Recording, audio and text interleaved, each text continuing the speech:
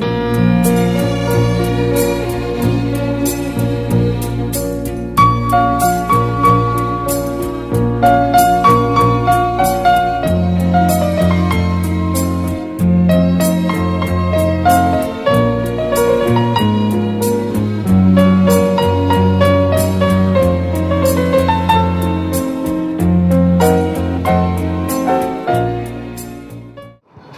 morning.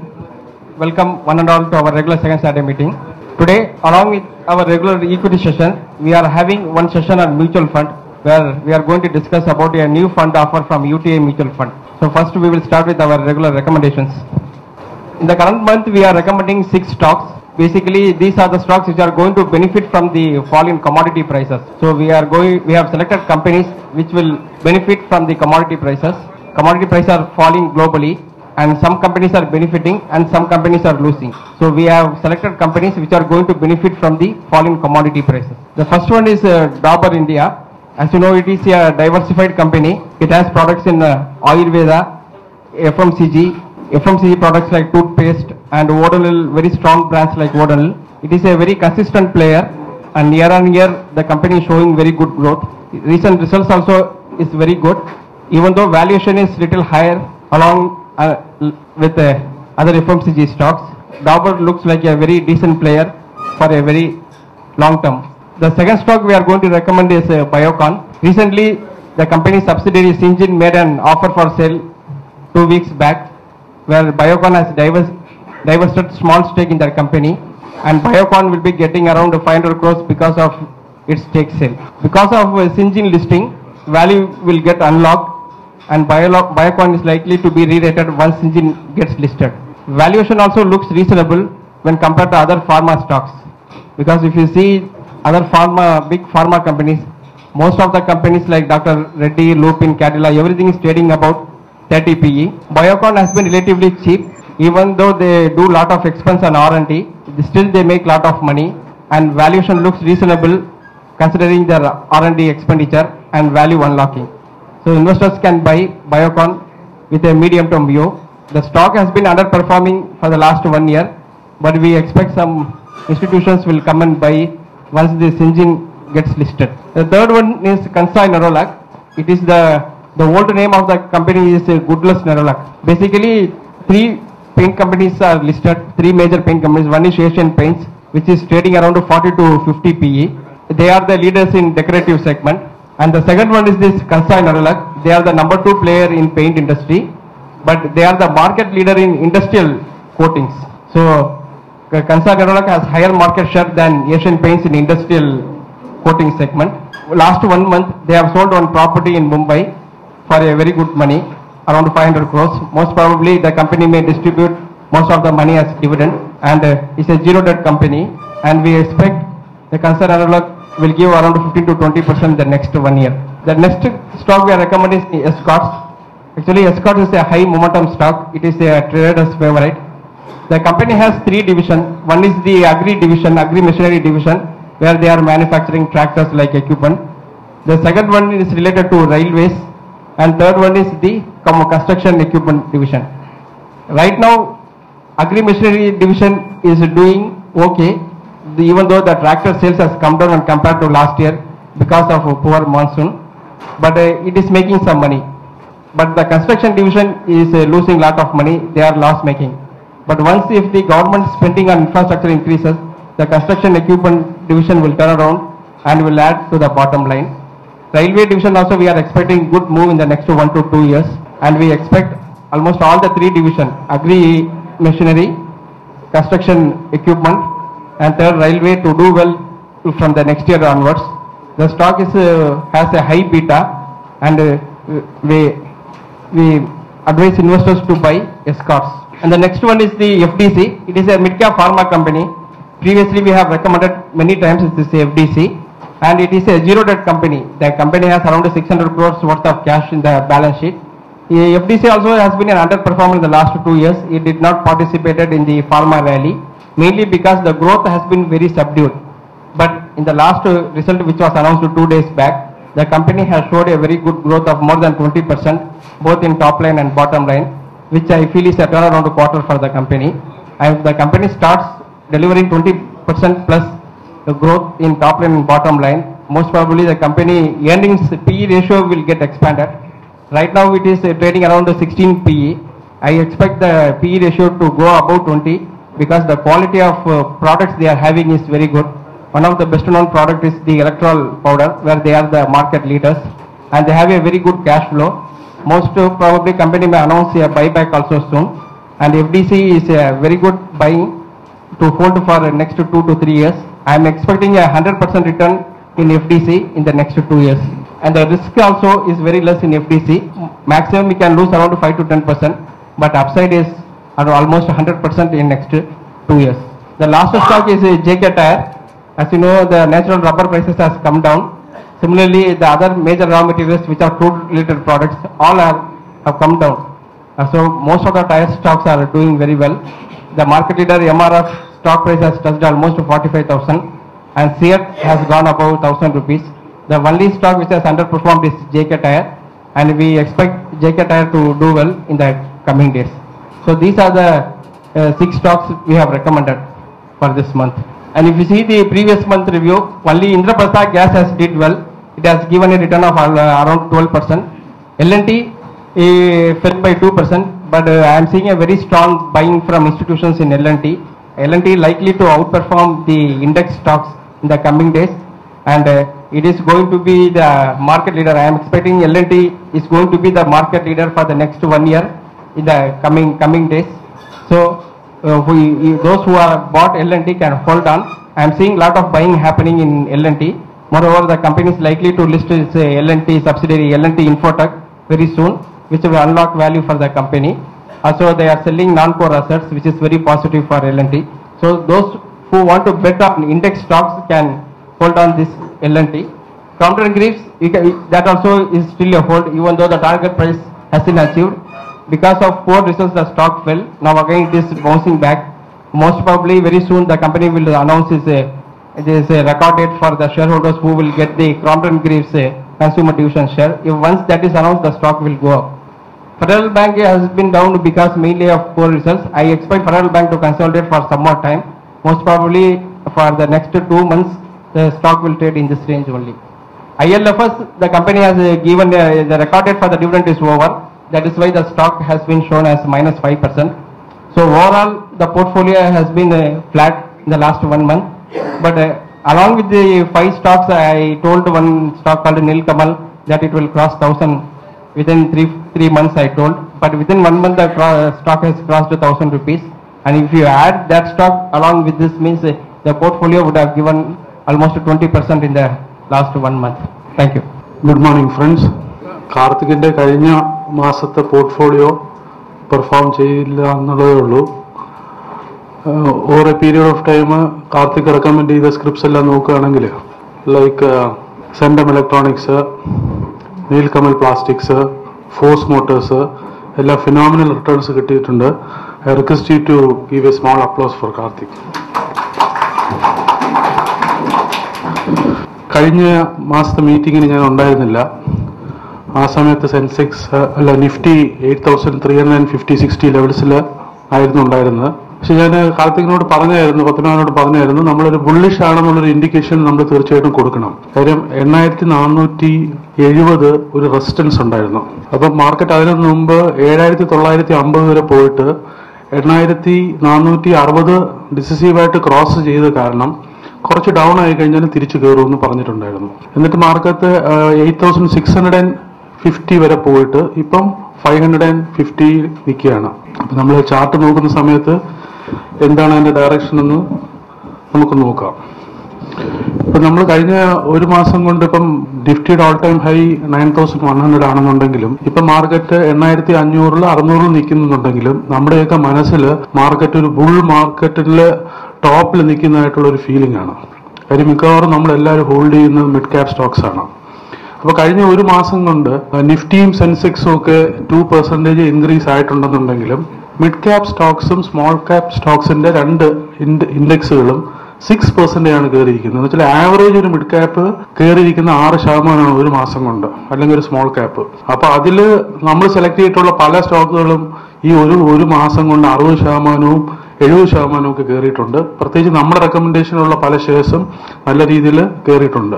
അപ്പോൾ അതുകൊണ്ട് ഞങ്ങളുടെ പോർട്ട്ഫോളിയോ നല്ല രീതിയിൽ പെർഫോം ചെയ്യുന്നുണ്ട്. ഈ മിഡ് ക്യാപ് സ്റ്റോക്സ് ഇത്രയും കയറാനായിട്ടുള്ളൊരു റീസൺ നമ്മൾ ആലോചിക്കുകയാണെങ്കിൽ ഈ ജൂലൈ മാസം വരെ 38,000 crore rupees ആണ് നമ്മുടെ മ്യൂച്വൽ ഫണ്ടിലേക്കുള്ള ഇൻഫ്ലോ, ഡൊമസ്റ്റിക് മ്യൂച്വൽ ഫണ്ടിലേക്കുള്ള ഇൻഫ്ലോ. കഴിഞ്ഞ വർഷത്തെ ഫുൾ ഇയർ ഇൻഫ്ലോ എന്ന് പറയുന്നത് അറൌണ്ട് 65,000 crores ആയിരുന്നു. അപ്പൊ ഇതുമാതിരിയുള്ള ഒരു എമൗണ്ട് നമ്മുടെ സ്റ്റോക്ക് മാർക്കറ്റിലേക്ക് ഇതുവരെ ഈ 2008-ലും 2007-ലൊക്കെ നല്ല ഇൻഫ്ലോസ് ഉണ്ടായിരുന്നുണ്ട്. പക്ഷെ അതിനെക്കാട്ടിയെല്ലാം ഭയങ്കര ഇൻഫ്ലോസ് ആണ് നമ്മുടെ സ്റ്റോക്ക് മാർക്കറ്റിലേക്ക് വന്നുകൊണ്ടിരിക്കുന്നത്. ഇത് കംപ്ലീറ്റ് റീറ്റെയിൽ മണിയാണ്. അപ്പൊ FIs നമ്മൾ നോക്കുകയാണെങ്കിൽ കഴിഞ്ഞ വർഷമാണ് മുമ്പത്തെ വർഷത്തിനെക്കാട്ടി ഒന്നും കൂടുതൽ വലുതായിട്ട് ഇക്വിറ്റിയിൽ ഇൻവെസ്റ്റ് ചെയ്തിട്ടില്ല. അവർ അതിനു മുമ്പ് 2011-12-ലൊക്കെ നല്ല രീതിയിൽ ഇൻവെസ്റ്റ് ചെയ്തിട്ടുണ്ട്. FIസിന്റെ ഇൻവെസ്റ്റ്മെന്റ് കഴിഞ്ഞ വർഷം വന്നിരിക്കുന്നത് ഡെറ്റ് ഫണ്ട്സിലൊക്കെയാണ് കൂടുതൽ വന്നിരിക്കുന്നത്. FIs ഇൻവെസ്റ്റ് ചെയ്യുന്നുണ്ട്, ഇല്ല എന്ന് പറയുന്നില്ല. പക്ഷേ ഈ മിഡ് ക്യാപ് റാലി എന്ന് പറയുന്നത് it is taken up by retail investors. അതിന്റെ അർത്ഥം റീറ്റെയിൽ ഇൻവെസ്റ്റേഴ്സ് തിരിച്ച് മാർക്കറ്റിലേക്ക് വരുന്നുണ്ടെന്നുള്ളതാണ്. നമ്മൾ ടോട്ടലായിട്ട് നമ്മൾ നോക്കുകയാണെന്നുണ്ടെങ്കിൽ ഇന്ത്യയിൽ റീറ്റെയിൽ പാർട്ടിസിപ്പേഷൻ വളരെ കുറവാണ്. ഡയറക്റ്റ് ആയിട്ട് സ്റ്റോക്ക് മാർക്കറ്റിൽ ഇൻവെസ്റ്റ് ചെയ്യുന്ന ആൾക്കാർ 1.4% ഓഫ് ദ ടോട്ടൽ പോപ്പുലേഷൻ ആണ്. അത് നമ്മൾ കമ്പയർ ചെയ്യണമെന്നുണ്ടെങ്കിൽ US-ൽ 18%, ചൈനയിൽ 10%. അപ്പൊ നമ്മൾ ഈ 1.5 നമുക്കൊരു 3% ആക്കാൻ സാധിച്ചാൽ തന്നെ അതൊരു ഫിനോമിനൽ ആയിട്ടുള്ള ഒരു ഫിഗറാണ്. അപ്പൊ മ്യൂച്വൽ ഫണ്ടിൽ ഇൻവെസ്റ്റ്മെന്റ് പണ്ട് ഞങ്ങളൊരു ചാർട്ട് നോക്കുമ്പോഴത്തേക്ക് 3 lakh crores 4 lakh crores ഒക്കെയാണ് മ്യൂച്വൽ ഫണ്ടിലുള്ള ഇന്ത്യക്കാരുടെ ഇൻവെസ്റ്റ്മെന്റ്. ആ ഇൻവെസ്റ്റ്മെന്റ് ശരിക്കും പറഞ്ഞു കഴിഞ്ഞാൽ ഇപ്പൊ നോക്കുകയാണെന്നുണ്ടെങ്കിൽ 13 lakh crores ആണ് മ്യൂച്വൽ ഫണ്ടിലുള്ള ഇൻവെസ്റ്റ്മെന്റ്. നമുക്കിത് കേൾക്കുമ്പോൾ വലിയ ഫിഗർ ആണെന്ന് തോന്നുകയാണെന്നുണ്ടെങ്കിൽ ഇന്ത്യൻ ഹൗസ് ഹോൾഡ് സേവിങ്സിന്റെ ഒരു 2% പോലും ഇന്ത്യൻ സ്റ്റോക്ക് മാർക്കറ്റിലേക്ക് വന്നിട്ടില്ല. അതിന്റെ കാര്യം നമുക്ക് എല്ലാവർക്കും അറിയാവുന്ന പോലെ തന്നെ സ്റ്റോക്ക് മാർക്കറ്റിലുള്ള റിസ്ക്കും കാര്യങ്ങളൊക്കെയാണ്. പിന്നെ ആൾക്കാരുടെ ഇടയിലുള്ള ഒരു തെറ്റായ ധാരണയും unawareness of what really stock markets എന്നൊക്കെ ഉള്ള ഒരു ഇതാണ്. നമ്മൾ നോക്കുകയാണെന്നുണ്ടെങ്കിൽ ഇപ്പം ഈ ഗോൾഡിന്റെ കാര്യം പറഞ്ഞു. ഞാൻ ഗോൾഡ് വീണുകൊണ്ടിരിക്കുകയാണല്ലോ, അറിയാം. ഗോൾഡ് $1,900 ആയിരുന്നു കുറച്ചു കാലം മുമ്പ് ഒരു ഔൺസ് ഗോൾഡിന്റെ വില. അത് ഇന്നലെ $1,100 താഴെ വന്നിട്ടുണ്ട്. എന്ന് വെച്ച് കഴിഞ്ഞാൽ കഴിഞ്ഞ 2-2.5 വർഷം കൊണ്ട് 40% ആണ് ഇന്റർനാഷണൽ മാർക്കറ്റിൽ ഗോൾഡിന്റെ പ്രൈസ് വീണിരിക്കുന്നത്. ഇന്ത്യൻ മാർക്കറ്റിൽ അത്രയും നമുക്ക് റിഫ്ലക്ട് ചെയ്യാത്തതിന്റെ റീസൺ എന്താണെന്ന് വെച്ച് കഴിഞ്ഞാൽ നമ്മൾ ഡോളർ അന്ന് 45-50 ഉണ്ടായിരുന്നത് അത് ഡിപ്രീഷിയേറ്റ് ചെയ്ത് റുപ്പി 65-68 ലെവലിലേക്ക് വന്നതുകൊണ്ടാണ് നമുക്ക് അത്രയും ഫീൽ ചെയ്യാത്തത്. പക്ഷേ ഈ ഗോൾഡിന്റെ ഫോൾ എനിക്ക് തോന്നുന്നൊരു റീറ്റെയിൽ ആയിട്ടുള്ള ഗോൾഡ് മർച്ചന്റ്സിന്റെ ഇടയിൽ ഒരു പാനിക് ക്രിയേറ്റ് ചെയ്തിട്ടുണ്ടോ എന്ന് എനിക്കൊരു സംശയമുണ്ട്. കാര്യം ഞാൻ ഇന്നലെയും മെനങ്ങാന്നും 2 ദിവസം രാത്രി TV നോക്കുമ്പോഴത്തേക്ക് ഇന്നലെ എനിക്ക് തോന്നുന്നത് മനോരമയിലാന്ന് തോന്നുന്നു ഗോൾഡിനെ കുറിച്ചുള്ള ഒരു പാനൽ ഡിസ്കഷൻ. അപ്പൊ ആ പാനൽ ഡിസ്കഷനകത്ത് പറയുന്ന എല്ലാ ആൾക്കാരും ഗോൾഡാണ് ഏറ്റവും നല്ല ഇൻവെസ്റ്റ്മെന്റ്, ഗോൾഡ് മേടിച്ചു വെക്കുക. അപ്പൊ ചിലർ ചോദിക്കുന്ന കോയിൻ മേടിച്ചു വെച്ചാലോ. അപ്പൊ കോയിൻ മേടിച്ച് വെച്ച് കഴിഞ്ഞാൽ ഗോൾഡിന് ഒരു ഇമോഷണൽ വാല്യൂ കൂടെ ഉണ്ട്. ആൾക്കാരുടെ കഴുത്തിലിട്ട് നടക്കണം, എന്നാൽ ആഭരണങ്ങൾ വിൽക്കണം എന്നുള്ള ഒരു ഇതിലാണ് നമ്മൾ അത് കാണുന്നത്. അതിന്റെ മുന്നിലത്തെ ദിവസവും അതേപോലെ ഒരു പ്രോഗ്രാം എനിക്കൊണ്ട് അത് ഏഷ്യാനെറ്റിലായിരുന്നു തോന്നുന്നു. ഇത് തന്നെയാണ് ഗോൾഡിന്റെ പാനൽ ഡിസ്കഷൻ. അതിനകത്ത് വന്നിരിക്കുന്ന ആൾക്കാർ ഗോൾഡ് ഡെഡ് ഇൻവെസ്റ്റ്മെന്റ് ആണെന്നോ, അപ്പൊ ഇന്നലെ ഒരാൾ പറഞ്ഞു ഗോൾഡ് ഡെഡ് ഇൻവെസ്റ്റ്മെന്റ് ആണ്, ഇത് നമ്മൾ ഇരിക്കുകയാണെന്നുണ്ടെങ്കിൽ ഇന്ത്യയുടെ സാമ്പത്തിക നിലയ്ക്ക് അത്ര ഇതല്ല എന്ന് പുള്ളി പറഞ്ഞെന്നുണ്ടെങ്കിലും, പുള്ളിയാണ് അത് ഒരു വാക്ക് പറഞ്ഞെങ്കിലും അൾട്ടിമേറ്റ് ആയിട്ട് ഇതെല്ലാം എൻഡ് ചെയ്യുന്നത് സാധാരണക്കാരന് സ്റ്റോക്ക് മാർക്കറ്റിൽ വരാൻ പറ്റില്ല, അല്ലെങ്കിൽ FD ഇടാൻ പറ്റില്ല, ഗോൾഡ് മേടിച്ചു വയ്ക്കുക, അതാണ് ഏറ്റവും സേഫ്. അപ്പൊ ഇത് രണ്ടും ഒരു സ്പോൺസേഡ് പ്രോഗ്രാം ആണോ, ഗോൾഡ് താഴോട്ട് വരുന്നുണ്ട് എല്ലാ ഗോൾഡ് മർച്ചന്റ്സ് ഒരുമിച്ച് ചെയ്യുന്നതാണോ എന്നുള്ളത് കാർത്തികന്റെ അടുത്ത് ഞങ്ങൾ രാവിലെ ഡിസ്കസ് ചെയ്യുമ്പോഴത്തേക്ക് ഉറപ്പായിട്ടും അങ്ങനെ തന്നെയാണ്. കാര്യം വന്നിരിക്കുന്ന ആൾക്കാരും താനിരിക്കുന്ന ആൾക്കാരും ഗോൾഡ് ഇൻവെസ്റ്റ്മെന്റിനെ സപ്പോർട്ട് ചെയ്യണം. പീരീഡ് ഓഫ് നോക്കുകയാണെങ്കിൽ നമ്മൾ പല പ്രാവശ്യം പറഞ്ഞിട്ടുള്ളതാണെന്നുണ്ടെങ്കിൽ 1999 മുതൽ ഇപ്പൊ വരെ കഴിഞ്ഞ 36 വർഷം എടുക്കുകയാണെന്നുണ്ടെങ്കിൽ ഇന്റർനാഷണൽ മാർക്കറ്റിൽ ഗോൾഡിന്റെ പ്രൈസ് 4 ഇരട്ടിയെ കൂടിയിട്ടുള്ളൂ. ഇന്റർനാഷണൽ മാർക്കറ്റിൽ ഗോൾഡിന്റെ പ്രൈസ് കഴിഞ്ഞ 36 വർഷം കൊണ്ട് 4 ഇരട്ടിയെ കൂടിയിട്ടുള്ളൂ. ഇന്ത്യയിൽ അത് 27 ഇരട്ടിയായിട്ട് കൂടാനുള്ളതിന്റെ ഒരേ ഒരു റീസൺ റുപ്പി 8 രൂപയിൽ നിന്ന് 64 രൂപയായിട്ട് 8 ഇരട്ടി ഡിപ്രീഷിയേറ്റ് ചെയ്തുകൊണ്ടാണ്. ആ 8 ഇരട്ടി ഡിപ്രീസിയേഷൻ ഇൻറ്റു 4 ഇരട്ടി അപ്രീസിയേഷൻ ആണ് ഇവിടെ കാണുന്ന 28 ഇരട്ടി appreciation. If you compare that with stock markets, Nifty അല്ലെങ്കിൽ സെൻസെക്സിന്റെ അപ്രീസിയേഷൻ 1979 100 ആയിരുന്നത് ഇന്ന് സെൻസെക്സ് 28,000 ആയിരിക്കുന്നു. അപ്പൊ 350 ഇരട്ടിയാണ് സെൻസെക്സ് അപ്രീഷിയേറ്റ് ചെയ്തിരിക്കുന്നത്. അതേസമയത്ത് ഗോൾഡ് ഇന്ത്യയിൽ 28%, 20 ടൈംസ് ആണ് അപ്രീഷിയേറ്റ് ചെയ്യുന്നത്. ഇനി അടുത്ത 25 വർഷവും 35 വർഷവും നമ്മൾ നോക്കുകയാണെന്നുണ്ടെങ്കിൽ ഒരിക്കലും ഗോൾഡ് അതുപോലെ അപ്രീഷിയേറ്റ് ചെയ്യാൻ പോകുന്നില്ല. കാര്യം വെച്ചാൽ റുപ്പി എനിക്ക് തോന്നുന്നില്ല 64 അല്ലെ 65 റുപ്പി ഇനി 300-400 ആയിട്ട് ഡിപ്രീഷിയേറ്റ് ചെയ്യുമെന്ന് തോന്നുന്നില്ല. ഇന്ത്യയുടെ ഇപ്പോൾ സാമ്പത്തിക വ്യവസ്ഥയൊക്കെ മെച്ചപ്പെട്ടുകൊണ്ടിരിക്കുകയാണ്. അതുകൊണ്ട് റുപ്പി റിലേറ്റീവ്ലി സ്റ്റേബിൾ ആണ്. ഈ അടുത്തിടയ്ക്ക് വരുന്ന ഇന്റർനാഷണൽ മാർക്കറ്റുകളിൽ ഡോളറിന് അഗൻസ്റ്റ് ആയിട്ട് എല്ലാ കറൻസിയും ഇടിഞ്ഞ സമയത്തും റുപ്പി വളരെ സോളിഡ് ആയിട്ട് 63-65 റേഞ്ചിൽ നിൽക്കുകയാണ്. അപ്പം ഗോൾഡ് പ്രൈസസ് കാര്യമായിട്ട് കയറാൻ പോകുന്നില്ല, റുപ്പി കാര്യമായിട്ട് ഇറങ്ങാൻ പോകുന്നില്ല. അതുകൊണ്ട് റുപ്പിയിൽ ഗോൾഡിലുള്ള ഇൻവെസ്റ്റ്മെന്റ് എന്ന് പറയുന്നത് വലിയ അപ്രീസിയേഷൻ അടുത്ത കാലത്ത് തന്നതുപോലെ തരാനായിട്ടുള്ള ഒരു ചാൻസസും ഇല്ല. പിന്നെ നമ്മൾ നോക്കുകയാണെങ്കിൽ ഈ ക്വാർട്ടർലി റിസൾട്ട്സ് കഴിഞ്ഞ 2 ക്വാർട്ടറായിട്ട് റിസൾട്ട്സ് മോശമാണെന്ന് മാർക്കറ്റ് എക്സ്പെക്ട് ചെയ്തുകൊണ്ട് വലുതായിട്ട് മാർക്കറ്റിൽ അതിന്റെ ഒരു നെഗറ്റീവ് ഇമ്പാക്ട് ഉണ്ടായിട്ടില്ല. ഇപ്പൊ നമ്മൾ സെൻസെക്സിന്റെയും നിഫ്റ്റീസിന്റെ എല്ലാ കമ്പനീസിന്റെയും റിസൾട്ട്സ് വന്നിട്ടില്ല.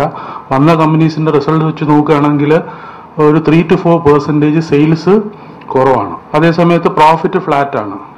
അത് സെയിൽസ് കുറയാനും പ്രോഫിറ്റ്, ഇതിന് രണ്ടിന്റെ റീസൺ എന്ന് വെച്ചാൽ ഇന്റർനാഷണൽ കമ്മോഡിറ്റി പ്രൈസസ് വീഴുന്നതുകൊണ്ടാണ്. ഇപ്പൊ കമ്മോഡിറ്റി പ്രൈസ് വീഴുന്നതുകൊണ്ട് കമ്പനികൾക്ക് പ്രോഫിറ്റബിലിറ്റി നേരത്തെ ഉള്ളതുപോലെ തന്നെ പിടിച്ചു നിർത്താനായിട്ട് സാധിച്ചിട്ടുണ്ട്. ടാറ്റ മോട്ടോഴ്സിന്റെ റിസൾട്ട് ഇന്നലെ വന്നു. 40% ഡൗൺ ആയിരുന്നു net profit quarter on quarter. അതിന്റെ കാര്യം എന്ന് വെച്ച് കഴിഞ്ഞാൽ ചൈനയില് സെയിൽസ് JLRന്റെ സെയിൽസ് കുറയുന്നത് കൊണ്ടാണ്. ഇത് ഇൻഡിക്കേറ്റ് ചെയ്യുന്നത് ഗ്ലോബൽ മൊത്തത്തിൽ ഒരു റിസഷന്റെ ഒരു ഫീലിംഗ് ഉണ്ട്. ഇപ്പൊ നമ്മള് dollar prices, crude oil prices കുറയുന്നത് നല്ലതാണ്, ഇന്ത്യക്ക് വളരെ നല്ലതാണ്. 50 താഴെയായി. ഇന്നലെ എനിക്ക് തോന്നുന്നു $48.5 പെർ ബാരൽ ആയിട്ടുണ്ട്.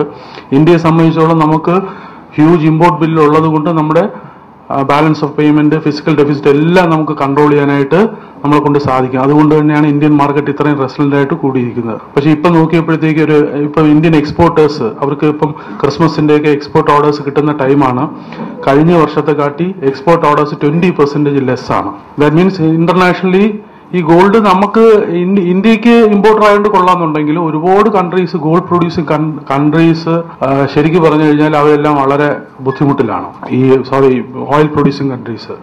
അതേപോലെയുള്ള ഈ ഓയിൽ മൈൻസിലേക്ക് ഇൻവെസ്റ്റ് ചെയ്യാൻ വെച്ചിരിക്കുന്ന ഒരു ക്യാപിറ്റൽ ഇൻവെസ്റ്റ്മെന്റ് എത്രയോ $1 ബില്യൺ ഡിഫർ ചെയ്തിരിക്കുന്നു. ഇപ്പൊ സൗദി അറേബ്യയുടെ എക്കോണമി എന്ന് പറയുന്നത് അവർക്ക് ഫിസിക്കൽ ഡെഫിസിറ്റ് ഇല്ല, ഫിസിക്കൽ സർപ്ലസ് ഉള്ള എക്കോണമിയാണ്. അവര് പറയുന്നത് ഇന്റർനാഷണൽ മാർക്കറ്റിൽ ഓയിൽ പ്രൈസസ് ഈ ലെവലിൽ നിൽക്കുകയാണെന്നുണ്ടെങ്കിൽ അടുത്ത വർഷം അവരുടെ ഫിസിക്കൽ ഡെഫിസിറ്റ് 20% ആവുമെന്നാണ്. അപ്പൊ ഗോൾഡ് പ്രൈസസ് ഓയിൽ പ്രൈസസ് ഇറങ്ങുന്നത് നമുക്ക് നല്ലതാണെന്നുണ്ടെങ്കിൽ ഇന്റർനാഷണൽ മാർക്കറ്റിൽ അത് മോശമായിട്ട് അത് അൾട്ടിമേറ്റ്ലി നമ്മളെ ഇന്ത്യയെ അഫക്റ്റ് ചെയ്യാതിരിക്കില്ല. പിന്നെ ഉള്ളത് മൺസൂൺസ് 6% ഡെഫിഷ്യൻസിയാണ്. അത് കഴിഞ്ഞു. ഇനിയിപ്പം മൺസൂൺസ് ഓഗസ്റ്റ് ഇത്ര ആയില്ല, കൂടുതലില്ല. പിന്നെ അത് നമ്മുടെ വലുതായിട്ട് ഇമ്പാക്ട് ചെയ്യാത്തത് എന്താണെന്ന് വെച്ചാൽ പ്രീ മൺസൂൺ ഷവേഴ്സ്. അതെന്ന് വെച്ചാൽ മൺസൂൺ തുടങ്ങുന്നതിന് മുമ്പ് നമുക്ക് വേനൽക്കാലത്തെല്ലാം കേരളത്തിൽ നമുക്ക് എല്ലാവർക്കും അറിയാം ഇവിടെ ഫ്ലഡ് വരെ ഉണ്ടായി ഇപ്രാവശ്യം. അതേപോലെ ഇന്ത്യ ഒട്ടാകെ നല്ല മൺസൂണിന് മുമ്പ് നല്ല ഷവേഴ്സ് കിട്ടിയത് കാരണം മൺസൂൺസിന്റെ ഒരു നെഗറ്റീവ് എഫക്റ്റ് അത്രയ്ക്ക് നമുക്ക് വരാനില്ലാതെ മാർക്കറ്റ് ഡിസ്കൗണ്ട് ചെയ്തതാണ്. പിന്നെ ഉള്ള ഒരു നെഗറ്റീവ് ആയിട്ടുള്ള കാര്യം എന്ന് വെച്ചാൽ നമ്മളിപ്പം പാർലമെന്റ് സെഷൻ, മൺസൂൺ സെഷൻ തുടങ്ങിയെന്നുണ്ടെങ്കിലും ഇനി 3 ദിവസം എന്തോ മിച്ചമുള്ളൂ. ഒരു ദിവസം പോലും ഒരു പരിപാടിയും നടന്നിട്ടില്ല. ഓരോ ദിവസവും ഓരോ സ്കാംസും ഓരോ പ്രോബ്ലംസുമായിട്ട് ഇതിങ്ങനെ നീട്ടിക്കൊണ്ട് പോവുകയാണ്. നമ്മുടെ ഗവൺമെന്റ് അവർക്ക് മെജോറിറ്റി ഉണ്ടെന്നുണ്ടെങ്കിലും ഒരു മിസ്റ്റേക്സും അഡ്മിറ്റ് ചെയ്യാത്ത കാരണം കോൺഗ്രസ് റിലൻലെസ് ആയിട്ട് നിൽക്കുകയാണ്. അതുകൊണ്ട് പാർലമെന്റ് മുന്നോട്ട് കൊണ്ടുപോകാൻ പറ്റുന്നില്ല. പല ബിൽസും പാസ്സാക്കാൻ പറ്റിയിട്ടില്ല.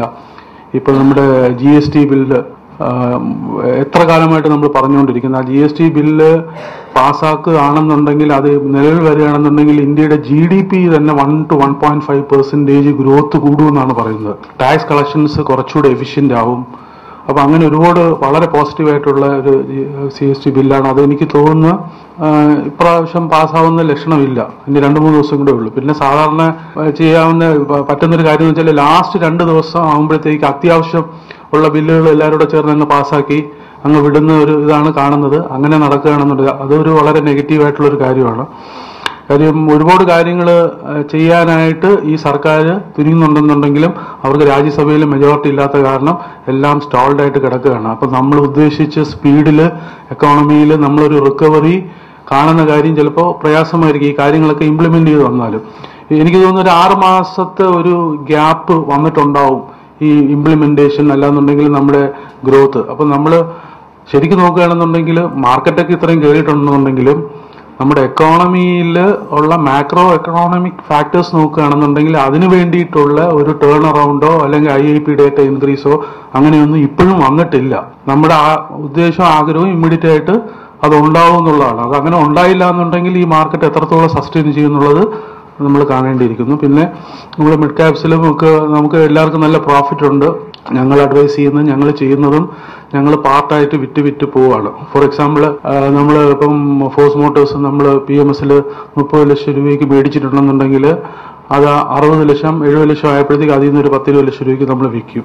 അത് കഴിഞ്ഞിട്ട് വീണ്ടും അത് 70, 80, 90 ലക്ഷം ആകുമ്പോൾ അങ്ങനെ വിൽക്കും. അപ്പം നമ്മൾ ഇത്രയും ഷാർപ്പായിട്ട് പല ഷെയർസ് കയറിയതുകൊണ്ട് എന്തെങ്കിലും ഒരു നെഗറ്റീവ് വരുമ്പോഴത്തേക്ക്, കാര്യം ഫോഴ്സ് മോട്ടോഴ്സ് എന്നുള്ള ഷെയർ 500 രൂപയിൽ നമ്മൾ ഒരു വർഷത്തിനകത്ത് റെക്കമെൻഡ് ചെയ്താണ് 3300 വരെ പോയത്. അപ്പൊ ഇത്രയും 1500 രൂപയിൽ നിന്ന് 3300 രൂപ വരെയുള്ള റൈസ് എന്ന് പറയുന്നത് 2 ആഴ്ച കൊണ്ടാണ് വന്നിട്ടുള്ളത്.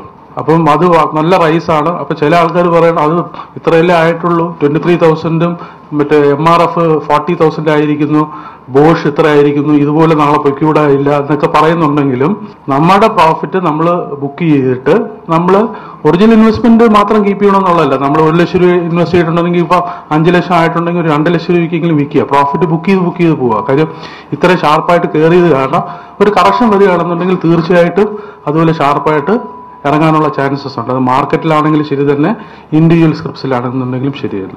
ചാർട്ട്സ് നോക്കാം. കഴിഞ്ഞ മീറ്റിംഗിന് വന്നിരിക്കുന്ന സമയത്ത് ഈ 8,350-60 ലെവൽസിലായിരുന്നു. നേരത്തെ ഞാൻ പറഞ്ഞ ലെവല് 8,470 ലെവൽസ് ആയിരുന്നു. അത് ഡിസീവായിട്ട് ക്രോസ് ചെയ്തിട്ട് പിന്നെ സബ്സിക്വന്റ് ആയിട്ട് ഇത് 8,650 വരെ വന്നിട്ടാണ് ഇപ്പൊ തിരിച്ച് ഇറങ്ങി ഈ ലെവലിൽ നിൽക്കുന്നത്. ഈ നമ്മളൊരു ഫിബൊനാച്ചി റിട്രേസ്മെന്റ് ലൈൻ എന്ന് വെച്ച് കഴിഞ്ഞാൽ നമ്മളെ ഈ ടോട്ടൽ ഫോളിന്റെ പെർസെന്റേജ് വൈസ് നോക്കുകയാണ്. ഈ ടോട്ടൽ ഫോളിന്റെ പെർസെന്റേജ് വൈസ് നോക്കുകയാണെങ്കിൽ ഈ ഫിബൊനാച്ചി റിട്രേസ്മെന്റ് റൂൾ വെച്ചിട്ട് ടോട്ടൽ ഫോളിന്റെ 61.8% മേളിൽ തിരിച്ചു കയറുകയാണെന്നുണ്ടെങ്കിൽ പുതിയ ഹൈ കട്ട് ചെയ്ത് പോകണമെന്നുള്ളതാണ്. അപ്പൊ നമ്മൾ ഈ ടോട്ടൽ ഫോളിന്റെ 61.8% എന്നത് 8,670 ആണ്. അപ്പോൾ 8,650 വന്നിട്ടാണ് തിരിച്ച് താഴെ വന്നിരിക്കുന്നത്. അപ്പൊ 8,670 നമ്മളെ സംബന്ധിച്ചുള്ള ഒരു ക്രൂഷ്യൽ പോയിന്റ് ആണ്. അത് ക്രോസ് ചെയ്തിട്ട് പോവുകയാണെന്നുണ്ടെങ്കിൽ ഈ പ്രീവിയസ് ഹൈ ക്രോസ് ചെയ്യാനുള്ള ചാൻസസ് ഉണ്ട്. ഇത് ഞാനൊരു ഇപ്പം ഇത് ഈ ചാനൽ 1 വർഷം ഡെവലപ്പ് ആയ സമയം മുതൽ നമ്മളിത് കാണിച്ചുകൊണ്ടിരിക്കുന്നതാണ്. ഇതിപ്പോൾ ഏകദേശം 3 വർഷമായി ഈ ചാനൽ. സെപ്റ്റംബർ 2013 ആണ് 14-15, അത് 2 വർഷത്തിൽ കൂടുതലായി ഈ ചാനൽ. അപ്പൊ ഈ ചാനല് ശരിക്കും പറഞ്ഞാൽ ഒരു 1000 പോയിന്റ്സിന്റെ ഗ്യാപ്പിൽ ഈ ലൈനും നമ്മൾ ഈ സെൻട്രൽ ലൈനും നോക്കുകയാണെന്നുണ്ടെങ്കിൽ ഒരു 1000 പോയിന്റ്സിന്റെ ഈ പാരലൈൻസിന്റെ ഇടയിലായിരുന്നു ആ ചാനൽ ബ്രേക്ക് ചെയ്തു. അപ്പം കുറച്ചു കാലം മുമ്പ് ആ ചാനൽ ബ്രേക്ക് ചെയ്ത് താഴോട്ട് വന്നു. അതൊരു ബെയറിഷ് പാറ്റേൺ ആണ്. അത് കഴിഞ്ഞിട്ട് തിരിച്ച് അപ്പൊ ഒരു ചാനൽ ബ്രേക്ക് ചെയ്യണമെന്നുണ്ടെങ്കിൽ നമ്മൾ പിന്നെ മിക്കവാറും നോക്കുന്ന അത്രയും തന്നെ വീതിയുള്ള ഒരു ചാനൽ നമ്മൾ വരച്ചു നോക്കും. കാര്യം ആ മൂവ്മെന്റിന് പിന്നെ അതിനെ സപ്പോർട്ടായിട്ട് വരുന്നത് ഈ ചാനലാണ്. അപ്പൊ ഇത് നോക്കുകയാണെങ്കിൽ തിരിച്ച് മാർക്കറ്റ് കയറാൻ ശ്രമിച്ചെന്നുണ്ടെങ്കിലും നേരത്തെ ചാനലിന്റെ അപ്വേർഡ് സ്ലോപ്പിംഗ് ലൈനിന് മേളിൽ പോകാൻ പറ്റിയിട്ടില്ല. അങ്ങനെയാണെന്നുണ്ടെങ്കിൽ ഒരു ഫർദർ റൈസ് ചെയ്തോളൂ. അപ്പം ഈ സമയത്ത് ഇപ്പൊ നിൽക്കുന്ന നമ്മൾ 8,800 ആണെന്നുണ്ടെങ്കിലും ഇത് ഗ്രാജുവലായിട്ട് മുകളിലോട്ട് പോയി കഴിഞ്ഞാലും ഇത് അപ്വേർഡ് സ്ലോപ്പിംഗ് ആയതുകൊണ്ട് എത്ര ദിവസം കഴിഞ്ഞിട്ടാണ് ഇത് മുകളിലോട്ട് കയറുന്നത് അതിനനുസരിച്ച് ഇത് കൂടാനുള്ള ചാൻസ് ഉണ്ട്. അപ്പം ഇനി ഇത് മുകളിലോട്ട് പോവുകയാണെന്നുണ്ടെങ്കിൽ അസ്യൂമിങ് 9,100 9,200 ഒക്കെ ചിലപ്പോൾ വരെ പോയി കഴിഞ്ഞാലും ആ ചാനൽ ബ്രീച്ച് ചെയ്ത് കഴിഞ്ഞാൽ പുതിയൊരു ബുൾ ഓർബിറ്റിലേക്ക് അത് പോകത്തുള്ളൂ. നമ്മളിപ്പോൾ നോക്കുമ്പോഴത്തേക്ക് 9,100 ഒക്കെ ചിലപ്പോൾ ടച്ച് ചെയ്യുന്ന സമയത്ത് ചിലപ്പം ഈ ചാനലിന്റെ അപ്വേർഡ് സ്ലോപ്പിംഗ് ലൈൻ ചിലപ്പോൾ ബ്രീച്ച് ചെയ്ത് കാണില്ല. അപ്പൊ നമുക്കൊരു ഫീലിംഗ് ഉണ്ട് മാർക്കറ്റ് ഭയങ്കരമായിട്ട് കയറാൻ പോകുന്നത്. അപ്പൊ ഈ ലെവൽസ് നമ്മൾ നോക്കണം. അല്ല താഴോട്ട് വരികയാണെന്നുണ്ടെങ്കിൽ 8,100 എന്ന് പറയുന്നത് ആ ചാനലിന്റെ ലോവർ സപ്പോർട്ടാണ്. അത് വളരെ സ്ട്രോങ് സപ്പോർട്ടാണ്. അതിന് താഴെ മാർക്കറ്റ് പോകാനായിട്ട് ഒരു ചാൻസും ഇപ്പോഴത്തെ അവസ്ഥയിൽ കാണുന്നില്ല. ഇത് സ്റ്റോച്ചാസ്റ്റിക് ഓസിലേറ്റർ ആണ്. നമ്മൾ നോക്കുകയാണെന്നുണ്ടെങ്കിൽ ഇത് 0 to 100 ആണ്. 20ക്ക് താഴെയാണെന്നുണ്ടെങ്കിൽ ഇത് ഓവർ സോൾഡും 80ക്ക് മേളിലാണെന്നുണ്ടെങ്കിൽ ഓവർ ബോട്ടും ആണ്. ഇപ്പൊ ഇത് ശകലം ഓവർ ബോട്ട് പൊസിഷനിലാണ് നമ്മൾ നിൽക്കുന്നത്. അതുകൊണ്ട് പ്രീവിയസ് ആയിട്ട് വന്ന ഇത് ക്രോസ് ചെയ്യില്ല എന്നുണ്ടെങ്കിൽ ചിലപ്പോൾ നെക്സ്റ്റ് വീക്ക് മാർക്കറ്റ് കുറച്ചൊന്ന് വീക്കാവാനുള്ള ചാൻസസ് കാണുന്നുണ്ട്. ഇത് നിഫ്റ്റിയുടെ റെസിസ്റ്റൻസും സപ്പോർട്ടാണ്. നമ്മൾ നേരത്തെ പറഞ്ഞത് 8470 ഒരു ഡിസിസീവ് ലെവലായിരുന്നു, അത് കട്ട് ചെയ്ത് മുകളിലോട്ട് പോയി. പിന്നെ 8650 ലെവൽസ് ആണ് അടുത്ത സ്ട്രോങ് റെസിസ്റ്റൻസ്. ഫിബൊനാച്ചിയിൽ അത് 8670 ലെവൽസ് ആയിട്ട് ഫിബൊനാച്ചിയിൽ കാണുന്നുണ്ട്. അപ്പം ഈ ലെവലിൽ ക്രോസ് ചെയ്ത് പോകേണ്ട വളരെ ക്രൂഷ്യൽ ആയിട്ടുള്ളതാണ്. 8470 സപ്പോർട്ട് ബ്രേക്ക് ചെയ്യണമെന്നുണ്ടെങ്കിൽ 8315 സ്ട്രോങ് സപ്പോർട്ട് ഉണ്ട്. ഡബിൾ ബോട്ടം ഉണ്ടായത് 7950 ആണ് മാർക്കറ്റിന്റെ വളരെ സ്ട്രോങ് സപ്പോർട്ട്. അതിന് താഴെ പോകാനുള്ള ചാൻസസ് തീരെയില്ല. ഞാനിത് സപ്പോർട്ടിൽ റെസിസ്റ്റൻസിന്റെ ചാർട്ട് നോക്കിയപ്പോഴത്തേക്ക് ഞാൻ ഓവറോൾ ആയിട്ട് ഒരു പാറ്റേൺ കണ്ടു. ഇതൊരു വേണമെങ്കിൽ ഹെഡ് ആൻഡ് ഷോൾഡർ പാറ്റേണിന്റെ പോലെയൊക്കെ ഇരിക്കുന്നുണ്ട്. മാർക്കറ്റ് ഇപ്പൊ കയറി നിൽക്കുകയാണെന്നുണ്ടെങ്കിൽ നമ്മൾ നോക്കുകയാണെന്നുണ്ടെങ്കിൽ ഇത് ലെഫ്റ്റ് ഷോൾഡർ, ഇത് റൈറ്റ് ഷോൾഡർ, ഇത് നോക്കുകയാണെങ്കിൽ ഓവറോൾ ആയിട്ട് ഹെഡ്. അപ്പോൾ വളരെ രസകരമായ പാറ്റേൺ ആണ്. ഒരു നെക്ക് ലൈനിന്റെ അവിടെ 2 പ്രാവശ്യം പച്ചയിൽ കാണിക്കുന്നത് 7950 എന്ന് പറഞ്ഞ നെക്ക് ലൈനിന്റെ ഇതാണ്.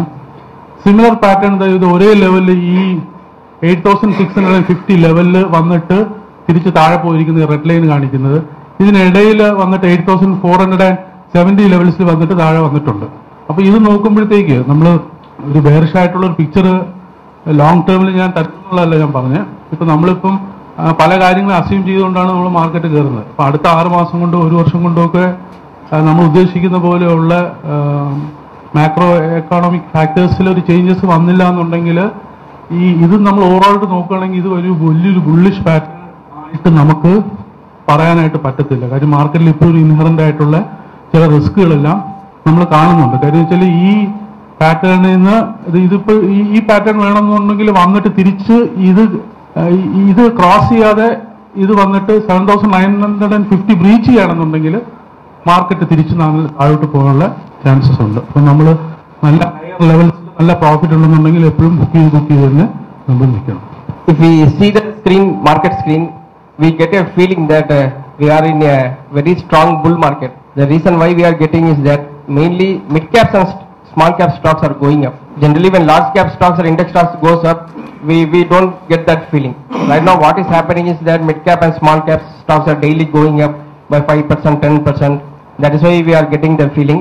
And if you see the large cap stocks, they are mainly in the consolidation range only, because there is no big leadership in the Nifty or Sensex companies. All of the sectors, be it banking, IT, or metals, everything is lagging only. There is no big movement in the large cap stocks, but in mid cap stocks there are plenty of stocks which are going up daily. Even as sector wise also, like tires and all, there is a very strong momentum. Then there is a copper wire segment where we are seeing lot of stocks are going up, and similarly textile, some of the textile related companies like Himat Singha, Indocount, that segment is also going up. So sector wise also we are seeing lot of stocks going up in mid cap and small cap segment. And basically retail investors like this type of market, because their portfolio used to go up when these stocks goes up. So it looks like a bull market orbit, and most of the investors have made very good money in the last 2 months. And globally, if we see, means there is some calmness in the global market. Last time when we discussed about the global market, there were 2 big crashes was there. One is because of Chinese market, Shanghai market was crashing at that time. The stock index Shanghai fell more than 30% in that period. So that was one big problem in global market. Similarly, Greece issue was also there at that time. Now both has now settled now. So there is some calmness in the global market. And the next thing is that this fall in commodity price is continuously happening. Right now, if you see, means crude oil prices has fell below $50. So it has now come below the level which we haven't seen in the last many years. And Brent crude oil around 48.9 is actually is a very positive for India. And Sensex has given around 2.5% return in the last 1 month. So no big movement in the index stocks. But mid cap and small cap stocks, they have almost gone up by 6.5%. That is why there is a big outperformance in mid cap and small cap stocks. The entire index has gone up. Only few sectors are lagging, like real estate and PSU banks. PSU banks also, some small momentum is coming. Most probably, if next month inflation comes lower than expected, we can see that PSU banks may rally little bit. The result seasons have started and they are mixed. Some companies which are commodity consumers, they have shown good results, but commodity producers, they are continuously posting very bad results. And in the auto sector also, if we take Maruti, have shown good results, but Tata Motors have shown bad results. So it is a mixed performance on result front. So companies which are coming out with results, very good results, means stock prices are rallying like anything. And Nilkamal and all showed very good results. The profit jumped 5 times. So the stock price also rallied very well. Similarly, the Force Motor results came very good, and stock price rallied very sharply post results. As I told you earlier, mid-cap stocks have seen very strong rally. So why mid-cap stocks are going up is that one of the main reasons is that domestic investors has become very active. Generally, if you see these foreign institutional investors, they are active in the large cap stocks. They started accumulating large cap stocks in the last 5 years, and they kept on accumulating the stock. So we saw a very sharp rally in the large cap stocks in the last 5 years, mainly because FII interest was very high. That is why large cap stocks went up. Now what is happening is that domestic high net worth individuals, retail individuals, portfolio investors, even mutual funds, they have become very active in mid cap stocks. So even a very small buying in mid cap stocks is leading to a sharp re-rating in the stock, and that is why the mid cap rally is very strong, and rally is very swift. That many of the stocks has gone up by 50 to 100% in the last 2 months, and I can count many numbers. Some of the stocks watch daily that has gone up by almost 50 to 100% in the last 2 months. And if you see that cap stocks are generally very high beta, that means they tend to go up very sharply. And suppose if market turns down, means they used to fall very sharply, because when someone wants to put a large sell order, means at that point of time buyers won't be there, so stock price used to fall very sharply. When the market starts falling, it will be difficult even to sell 1,000 quantities of shares. So only so we have to buy stocks only we have a very high conviction in the mid cap stocks. So you should do proper analysis before buying a mid cap stocks, because mid and small cap stocks, when the rally turns, means it can easily fall by 30-40%. And only if we know about the company well, we have patience, and we know that the stock price will again bounce back. If we have conviction in that only, we should buy. Otherwise, we have to keep some stop loss and we should exit once the stock price starts turning down. It was given review that mid caps and making 50% what you are saying. No, not like that. It depends upon the stock. We have to do proper due diligence. See, Nilkamal started going up, but we didn't sell immediately. We know that it may cross 1,000 rupees, so we kept on holding it in spite of some corrections in between. So we should know what we are buying. Still, if you can sell 50%, you can. Yes, it is always prudent to sell 50% if there is a sharp rally, because when market starts falling, even good stocks will start coming down on low volumes. Such a price, you cannot expect this. Yes, yes. And as I said previously, that domestic investors are very active in the market. One of the classical example is the equity fund, mutual fund net inflows. Equity mutual fund net inflows, if you see, till July, that means in the first 4 months of the current financial year, we have got almost 38,000 crores worth of inflow. So it is one of the record inflow for the first 4 months of any financial year. So previous full year we have got 68,000. So in the first 4 months of current year, we have got almost 38,000 crore rupees, and the inflow is likely to be sustainable. 1 week back, one Kotak mutual fund manager came in TV and he said, we are going to get a tsunami of funds from domestic investors into capital market in the next 3-4 years. He is telling lakhs of crores of rupees. Actually, he is estimating the sum of money we are going to come into the capital markets, which is much higher than what FIs have invested in the last 15 years. That is what he is expecting. Expecting the mutual fund inflows to continue at least for the next 1 to 2 years, because the investors are not having much option now to put money elsewhere. One of the reasons why domestic flows to get aggressive is that this gold and real estate are currently has become very unattractive. I am hearing from many sources that some of the places where real estate, some of the distress is happening. For example, in Noida is one of the very big real estate market. and people are selling at 20%, 30% loss on some of the real estate plots they are having, because absolutely there is no liquidity is there, and real estate has become very unattractive now, and many of them who bought land on borrowed money, they have got burned heavily, and they are trying to sell it, but they could not be able to sell it. On one hand they are losing interest, and on another hand the prices are coming down gradually. So in some pockets of India there has been distress selling has been happening in real estate. Gold, as you know, that the prices are consistently coming down. In globally prices has fell very sharply. In India, because of rupee depreciation, it hasn't fallen that much, but still it is a 3-year low price, and a daily basis gold prices are falling. So that also has become an unattractive. Moreover, some of the gold which has been pledged in gold finance companies, they are asking them to top up the interest payment. Otherwise, they will also sell the gold in the open market. That type of phone calls have started receiving by the customers who have pledged their gold. So there is some negativeness is happening in gold and real estate market. So some of the domestic retail investors who are having surplus money, they are trying to put that money into mutual funds. And second thing is that generally retail investors like the market which have some momentum. Like the classic market is like which we are having now, where mid caps or small caps are going up. That is the typical market where retail investors want to put money, because they want to see the stock price going up every day. So market support is also there. That is why more money is coming. And the second one of the very important thing happening is that for long-term positive for the market is that employee provident fund, they have started investing in the market. We have discussed 2 months back about this. Now they have actually put the money into the market now. And from August 6th onwards, the employee, that is a day before yesterday onwards, employee provident fund money, they have started buying Nifty ETF and Sensex ETF.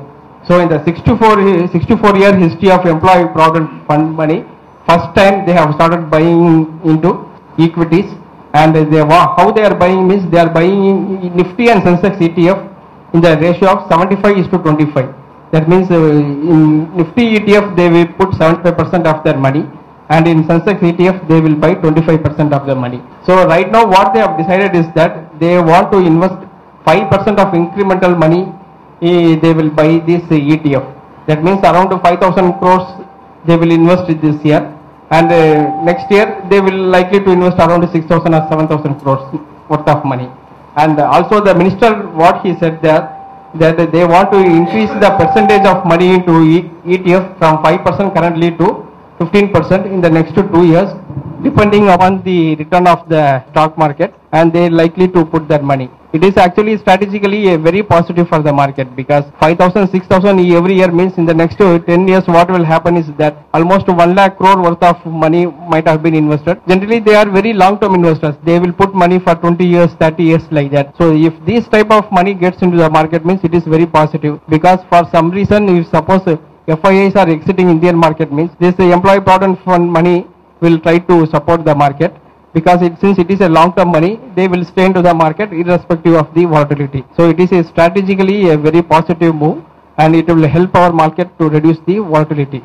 And the second important thing has happened is that the Tirupati Devasthanam, they have opened a demat account to accept shares as a donation. Till now what they were doing is that they were accepting only the cash and jewels as a donation. It is one of the high cash flow temple anywhere in the world.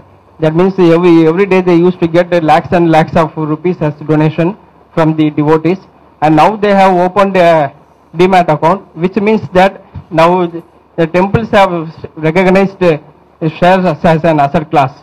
Till now they were recognizing only gold and valuable items and money as an asset class. Now shares has been accepted as an asset class, which is very positive. What I am expecting is that next within 1 year or 2 years, some promoter of a very big company may donate a part of his promoter holding to the Devasthanam, which will become a headlines of the newspaper, and it will become a big advertisement for stock market, because many people now will start giving the shares as a donation, which means that it will be the shares popularity will get increased because of this move. They have given one demat account, sir. They have given one demat account. They have opened one demat account in Stock Holding Corporation. anyone who wants to donate the shares to the temple means they can transfer the shares through off market to that account. Actually, in Malayalis, in Kerala, people don't go much to that temple, but from Tamil Nadu and Andhra Pradesh, a lot of people go there. They will simply donate 10 lakhs, 15 lakhs, thousands currencies. They will put in the hundial. Partner, yes. And so now we are in the midst of the result season. Next week the result season will come to an end. And if you see the overall performance, actually it is little bit disappointing because market has been expecting 20% return profit and sales, but it is not happening. The sales has around 900 companies we have compiled it, and sales has been down by 2.4%.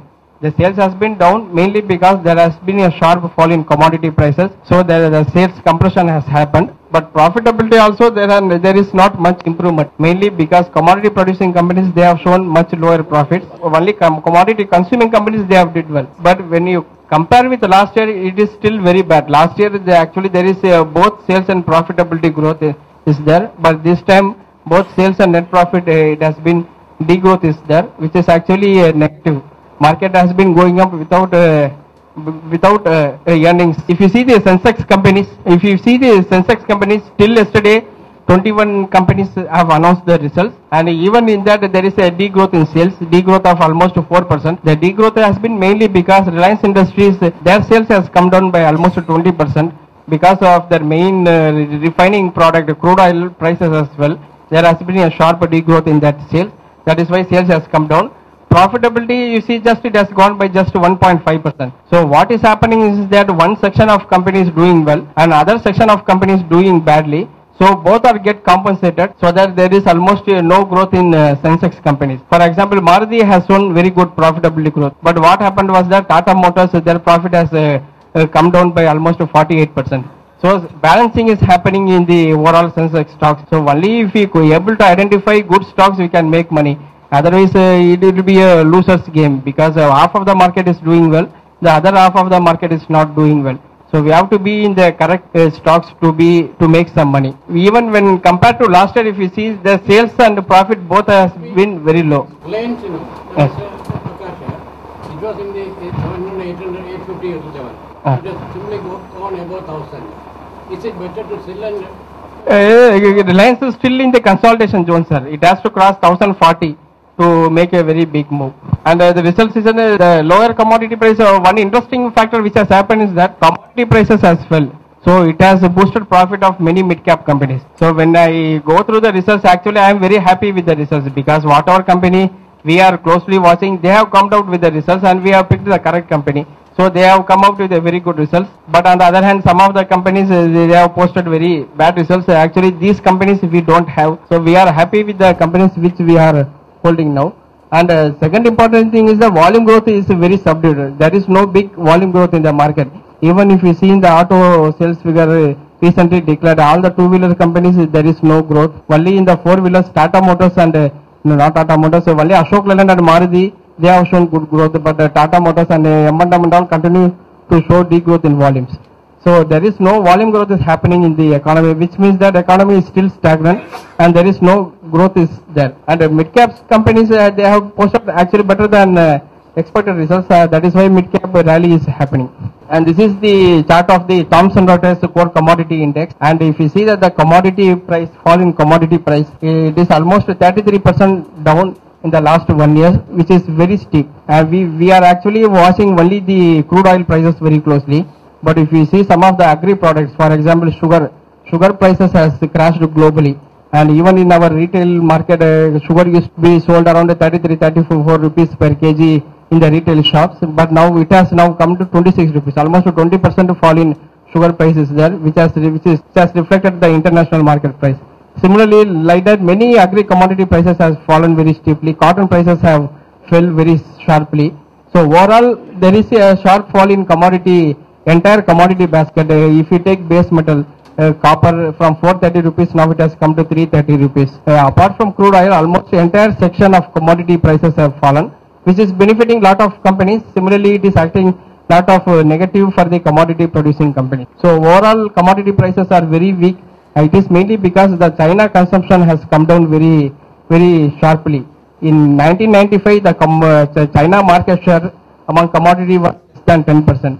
But in 2015 in China overall commodity consumption was almost 40%. So 40% of world market share, when they stop growing, means it is acting as a very negative for the entire commodity basket. And this is the Brent crude oil. Now it has slipped below the psychological level of $50, and it is acting very negative for crude oil producing countries, especially these Saudi Arabia, Gulf related countries, because if the prices continues like this, means their fiscal position is going to get affected temporarily because of the sharp fall in crude oil. And because of the fall in crude oil prices, now almost 200 billion worth of works has been stopped, because the sharp fall in crude oil prices make it unviable to do such works. So it has become very negative for one section of the companies because of the fall in crude oil prices. But for countries like India, it has been very positive, because we are the largest dependent of importing of crude oil. So any fall in prices is absolutely very positive for our macroeconomy. Excess supply, sir. Excess supply. And the next thing is that gold prices also gradually coming down. If you see, means gold prices from the high of $1,900 in 2012, it has now fell to below $1,100. What is very surprising in the gold part is that 1 month back there was global chaos because of this Greece issue. Greece may be thrown out of European region like that. But even during that period, absolutely there was no bounce back in gold prices, which means that generally when there is uncertainty in the global economy, gold price used to go up. But in spite of all these noises globally, the gold prices never rallied during that time, which means that gold, there is no demand for gold, and we are expecting that gold prices may come to $1,000 in the next 2-3 months, because the chart is very weak. It has broken key support levels, and another 10% fall in gold is very much possible in the coming days. And adding to the negative, the other negative is the monsoon, which is very weak. And if you see the weakness, till yesterday it has been 6% below normal.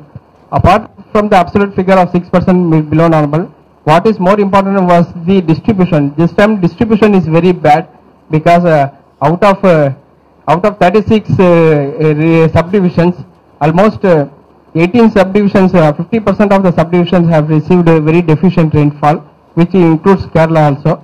Kerala has a negative of minus 32%, which is in the deficient region. Similarly, only few areas have got excess rainfall, and normal is just 11. So distribution is very bad this time. Secondly, what has happened is now that throughout India we got a very good pre-monsoon as well as summer rains. That is why it is now helping the agriculture. Otherwise, without the pre-monsoon and summer rains, means this portion would have been very bad for the agriculture sector. And another important thing which is happening parallelly was that rural economy is going to slow down. Already there are a lot of signs of slowing down. One of the key sector, two-wheeler, which depends mostly on rural sector, there is no signs of growth, which is reflecting that rural economy has slowed down. Mainly there is a sharp fall in agri-commodity prices, which is leading the slowdown in the rural sector. Also the erratic rainfall, during monsoon time there has been less rainfall, but during the normal time there has been more rainfall, which has affected the crops, that also affecting the rural economy. And moreover, now government is focusing very keenly to stop leakage in social spending schemes in rural area. Thereby, because of that also there has been some effect in rural economy. Among all, the rural wages, inflation in rural wages has come down drastically. Previously, every year there will be inflation in wages of around 10 to 15%. But what I heard now is that the rural wages inflation has come below 5%, which is one of the lowest in the last many years. That means there has been no wage hike has been happening in the rural India, which has been affecting this entire rural economy. So in the coming days, what is going to happen is that the last week we had the RBI policy meet. It did not cut rate, but in the next meet there is a very good, which is coming on September last. There is a very good possibility of the interest rate cut by 25 basis points, because inflation has come down, commodity prices are coming down, there is no demand. So most probably RBI governor will cut interest rate by 25 basis points. So just before the RBI policy meet, we could able to see lot of action in the banking stocks. And it is the other negative is that, as our MD told, that government could not able to pass key bills because of the parliament log jam, and opposition party is not letting government to allow the parliament to function. So one of the key bills which market is focusing is the GST bill. Suppose the GST bill is not passed in the current session, means definitely we may see 1 or 2 days of market reacting negatively, because particularly because of GST not getting passed. The last day of parliament very closely, because if GST bill is not passed, means it will be very negative, because government has planned April 1, 2016 to start the GST implementation. If government fails to pass GST bill in current session of parliament, means the deadline will become very difficult to implement the GST bill. Then 1 year it will get postponed, where market may not like that move. And some of the events to watch, Q1 results, only 1 more week is left. It has to be watched. And parliament session, this GST bill is crucial. And global developments are almost now silent. Marginal correction is happening in global market. Next week, what is key to watch is the on 12th inflation data will come. And if it is lower than expected, means we may see some rally in the banking stocks, because most probably next month end we may see the rate cut. So inflation data is the key to watch next week, which is on 12th. Thank you. Merits demerits മുതൽ അല്ലെങ്കിൽ FD different ആംഗിളിൽ നമ്മുടെ general insurance, health insurance, അങ്ങനെ different ടോപ്പിക്കിനെ വെച്ചുകൊണ്ട് 22 August ഈ വരുന്ന 22 ഇവിടെ വെച്ച് തന്നെ 10 o'clock സ്റ്റാർട്ട് ചെയ്ത് ഒരു 1.5 hour സാറ്റർഡേ ആണ്, ഇതേപോലുള്ള സാറ്റർഡേ ആണ്, 1.5 hour ഒരു സെക്ഷൻ ഉണ്ട്. SBIയുടെ ഒരു സീനിയർ ആയിട്ടുള്ള ഒരാളാണ് ക്ലാസ് എടുക്കുന്നത്, അതോടൊപ്പം ചാർട്ടേഡ് അക്കൗണ്ടും ഉണ്ടാവും. എല്ലാവരും പങ്കെടുക്കുക. നെക്സ്റ്റ് സെക്ഷൻ നമ്മൾ മ്യൂച്വൽ ഫണ്ടിന്റെ സെക്ഷനാണ്. ഓൾറെഡി കാർത്തിക് എക്സ്പ്ലെയിൻ ചെയ്തതുപോലെ തന്നെ മ്യൂച്വൽ ഫണ്ടിന് കാര്യമായിട്ട് റോള് സ്റ്റോക്ക് മാർക്കറ്റിൽ ഉണ്ട്. എസ്പെഷ്യലി നമ്മൾ കണ്ടു inflow of A mutual fund. അതിൽ പ്രധാനമായിട്ടുള്ളത് inflow of A mutual fund. അതിൽ ലാസ്റ്റ് ഈ വർഷത്തെ മ്യൂച്വൽ ഫണ്ട് ഇൻഫ്ലോ തന്നെ 38,000 crore ആണ്. ലാസ്റ്റ് പ്രീവിയസ് ഇയർ ആയിട്ട് കമ്പയർ ചെയ്യുമ്പോൾ വളരെ വലിയ രീതിയിലുള്ള ഇൻഫ്ലോ ആണുള്ളത്. അതിൽ നമ്മളെ സംബന്ധിച്ച് ക്യാപ് സ്റ്റോക്സിനെ സംബന്ധിച്ചിട്ട് നമ്മൾ ലാസ്റ്റ് 4 months മുമ്പ് തന്നെ 4 to 5 months ആയിട്ട് നമ്മൾ റെക്കമെൻഡ് ചെയ്യുന്ന ചില പർട്ടിക്കുലർ ആയിട്ടുള്ള മ്യൂച്വൽ ഫണ്ട്സ്, അത് നമ്മൾ മാർക്കറ്റിനെ ബേസ് ചെയ്തിട്ടുള്ള മ്യൂച്വൽ ഫണ്ട്സ് ആണ്. അതിൽ പ്രധാനമായിട്ടും നമ്മൾ റെക്കമെൻഡ് ചെയ്തിട്ടുള്ള ലാർജ് ആൻഡ് മിഡ് ക്യാപ്പിലുള്ള സ്റ്റോക്ക്. അതിന് 2 കാരണങ്ങളായിരുന്നു ഉണ്ടായിരുന്നത്. ഒന്ന് നേരത്തെ പറഞ്ഞതുപോലെ EPFO നമ്മുടെ EPFOയുടെ decision labour ministry and finance ministry strict ആയിട്ട് നമുക്ക് സർക്കുലർ കൊടുത്തിട്ടുണ്ട്. ഓൾമോസ്റ്റ് 15% ഓഫ് EPFOയുടെ അലോക്കേഷൻ സ്റ്റോക്ക് മാർക്കറ്റിലേക്കാണ് വരുന്നത്. അത് മെയിൻലി ഇൻ എംപ്ലോയിയുടെ ഫണ്ട് ആയതുകൊണ്ട് തന്നെ മെയിൻലി ഇൻ ബ്ലൂ ചിപ്പ് സ്റ്റോക്സിലായിരിക്കും വരുന്നത്. അതുകൊണ്ട് തന്നെ നമ്മൾ റെക്കമെൻഡ് ചെയ്തിട്ടുള്ള ഫണ്ട്സ് പ്രധാനമായിട്ടും large cap funds and mid cap funds ആണ് കൊടുത്തിട്ടുള്ളത്. അതോടൊപ്പം തന്നെ ഡെപ്റ്റ് ഓറിയന്റഡ് ആയിട്ടുള്ള ഫണ്ട്സ് നമ്മൾ പറഞ്ഞിട്ടുണ്ട്. അപ്പോൾ അതിൽ നമ്മൾ അതിന്റെ പെർഫോമൻസ് നോക്കിയാൽ അറിയാൻ പറ്റും, നല്ല ഗ്രോത്ത് ഉണ്ടായിട്ടുണ്ട്. അപ്പോൾ നേരത്തെ പറഞ്ഞതുപോലെ തന്നെ മാർക്കറ്റ് സൈക്ലിക് ആയെങ്കിലും എക്കണോമി സൈക്ലിക് ആവാത്തതുകൊണ്ട് ലോങ് ടൈം ഡ്യൂറേഷനിൽ 3 to 5 year 5 to 10 year SIP ആയിട്ട് സിസ്റ്റമാറ്റിക് ഇൻവെസ്റ്റ്മെന്റ് പ്ലാൻ ആയിട്ട് നമുക്ക് ലാർജ് ആൻഡ് മിഡ് ക്യാപ്പിൽ ഇൻവെസ്റ്റ് ചെയ്യാം. അതിനുള്ള കുറെ സ്റ്റോക്സുകൾ, കുറെ മ്യൂച്വൽ ഫണ്ട്സ് നമ്മൾ ഓൾറെഡി റെക്കമെൻഡ് ചെയ്തിട്ടുണ്ട്. Already it is performing. അതോടൊപ്പം ഇന്ന് നമുക്കുള്ള സെക്ഷൻ എന്ന് പറഞ്ഞാൽ നമ്മൾ ഇക്വിറ്റി പോലെ തന്നെ പ്രധാനപ്പെട്ട ഒരു കാര്യമാണ് ഇൻട്രസ്റ്റ് റേറ്റ് കുറയുന്നതനുസരിച്ച്. ഇപ്പോൾ 7.25 BPS വെച്ചിട്ട് എവറി ക്വാർട്ടറിൽ കുറയ്ക്കുമ്പോൾ ഇൻട്രസ്റ്റ് റേറ്റ് കുറയുന്നതനുസരിച്ച് പെർഫോം ചെയ്യാൻ സാധ്യതയുള്ള ഒരു സെക്ടർ ദാറ്റ് ഇസ് എ ഡെപ്റ്റ് സെക്ടറാണ്. ഇപ്പോൾ ഡെപ്റ്റ് ഓറിയന്റഡ് ആയിട്ടുള്ള 2 NFOs ഇപ്പൊ നിലവിലുണ്ട്. ഒന്ന് ആക്സിസിന്റെ NFO ആണ്, അത് മൺഡേ ക്ലോസ് ആവും. അതോടൊപ്പം തന്നെ UTയുടെ ഒരു ഡെപ്റ്റ് ഫണ്ട് NFO ഒക്കെ വന്നിട്ടുണ്ട്. UTയുടെ അസിസ്റ്റന്റ് വൈസ് പ്രസിഡന്റ് ആണ് മിസ്റ്റർ ഹരിസുധനാണ്. NFO 10th തീയതി സ്റ്റാർട്ട് ചെയ്യും. 10 ദിവസമാണ് എന്റെ അലോക്കേഷനുള്ള ഡേയ്സ്. 5,000 rupees ആണ് മിനിമം. NFO ആണ്. അതിനെ കുറിച്ചാണ് പറയാൻ ഇതിനെ ഇൻവൈറ്റ് ചെയ്യുന്നത്. ആൾറെഡി ഒരു പ്രസന്റേഷൻ കഴിഞ്ഞ് എനിക്ക് മനസ്സിലാവും ഏകദേശം കാര്യങ്ങളെല്ലാം അപ്ഡേറ്റ് ചെയ്തിട്ടിരിക്കുകയാണ് ഇക്വിറ്റി മാർക്കറ്റിനെ കുറിച്ചും. അതോടൊപ്പം തന്നെ നമ്മുടെ ഫ്യൂച്ചർ അടുത്ത റീസെന്റ് വരാൻ സാധ്യതയുള്ള റേറ്റ് കട്ടിനെ കുറിച്ചൊക്കെ ആൾറെഡി കവേർഡ് ആണ്. ഞാൻ വളരെ പെട്ടെന്ന് കവർ ചെയ്തങ്ങ് പോകാം. ഇത് വന്നിട്ട് ഒരു ഡെറ്റ് ഫണ്ട് ഇപ്പോൾ രതീഷ കവർ ചെയ്തതുപോലെ നമുക്ക് അതായത് ഓരോ ഇൻവെസ്റ്റ്മെന്റ് ഒബ്ജക്റ്റീവ് ഉണ്ട്.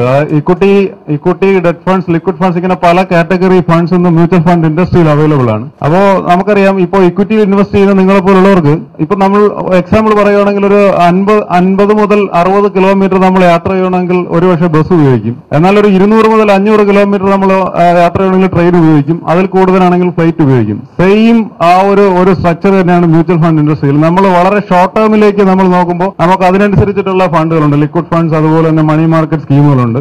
സെയിം ടൈം നമുക്കൊരു 3 മുതൽ 5 വർഷം കാലാവധി നോക്കുമ്പോഴത്തേക്ക് നമുക്ക് ഡെറ്റ് ഫണ്ട്സ് ആ കാറ്റഗറിയാണ്. അതായത് ജസ്റ്റ് ലൈക്ക് ഫിക്സഡ് ഡെപ്പോസിറ്റ്, നമ്മൾ ഫിക്സഡ് ഡെപ്പോസിറ്റിന് ഈക്വലന്റ് ആയിട്ട് വയ്ക്കുന്ന പ്രോഡക്റ്റ് കാറ്റഗറിയിൽ വരുന്ന പ്രോഡക്ട്സ് ആണ് ഈ ഡെറ്റ് ഫണ്ട്സ് എന്ന് പറയുന്നത്.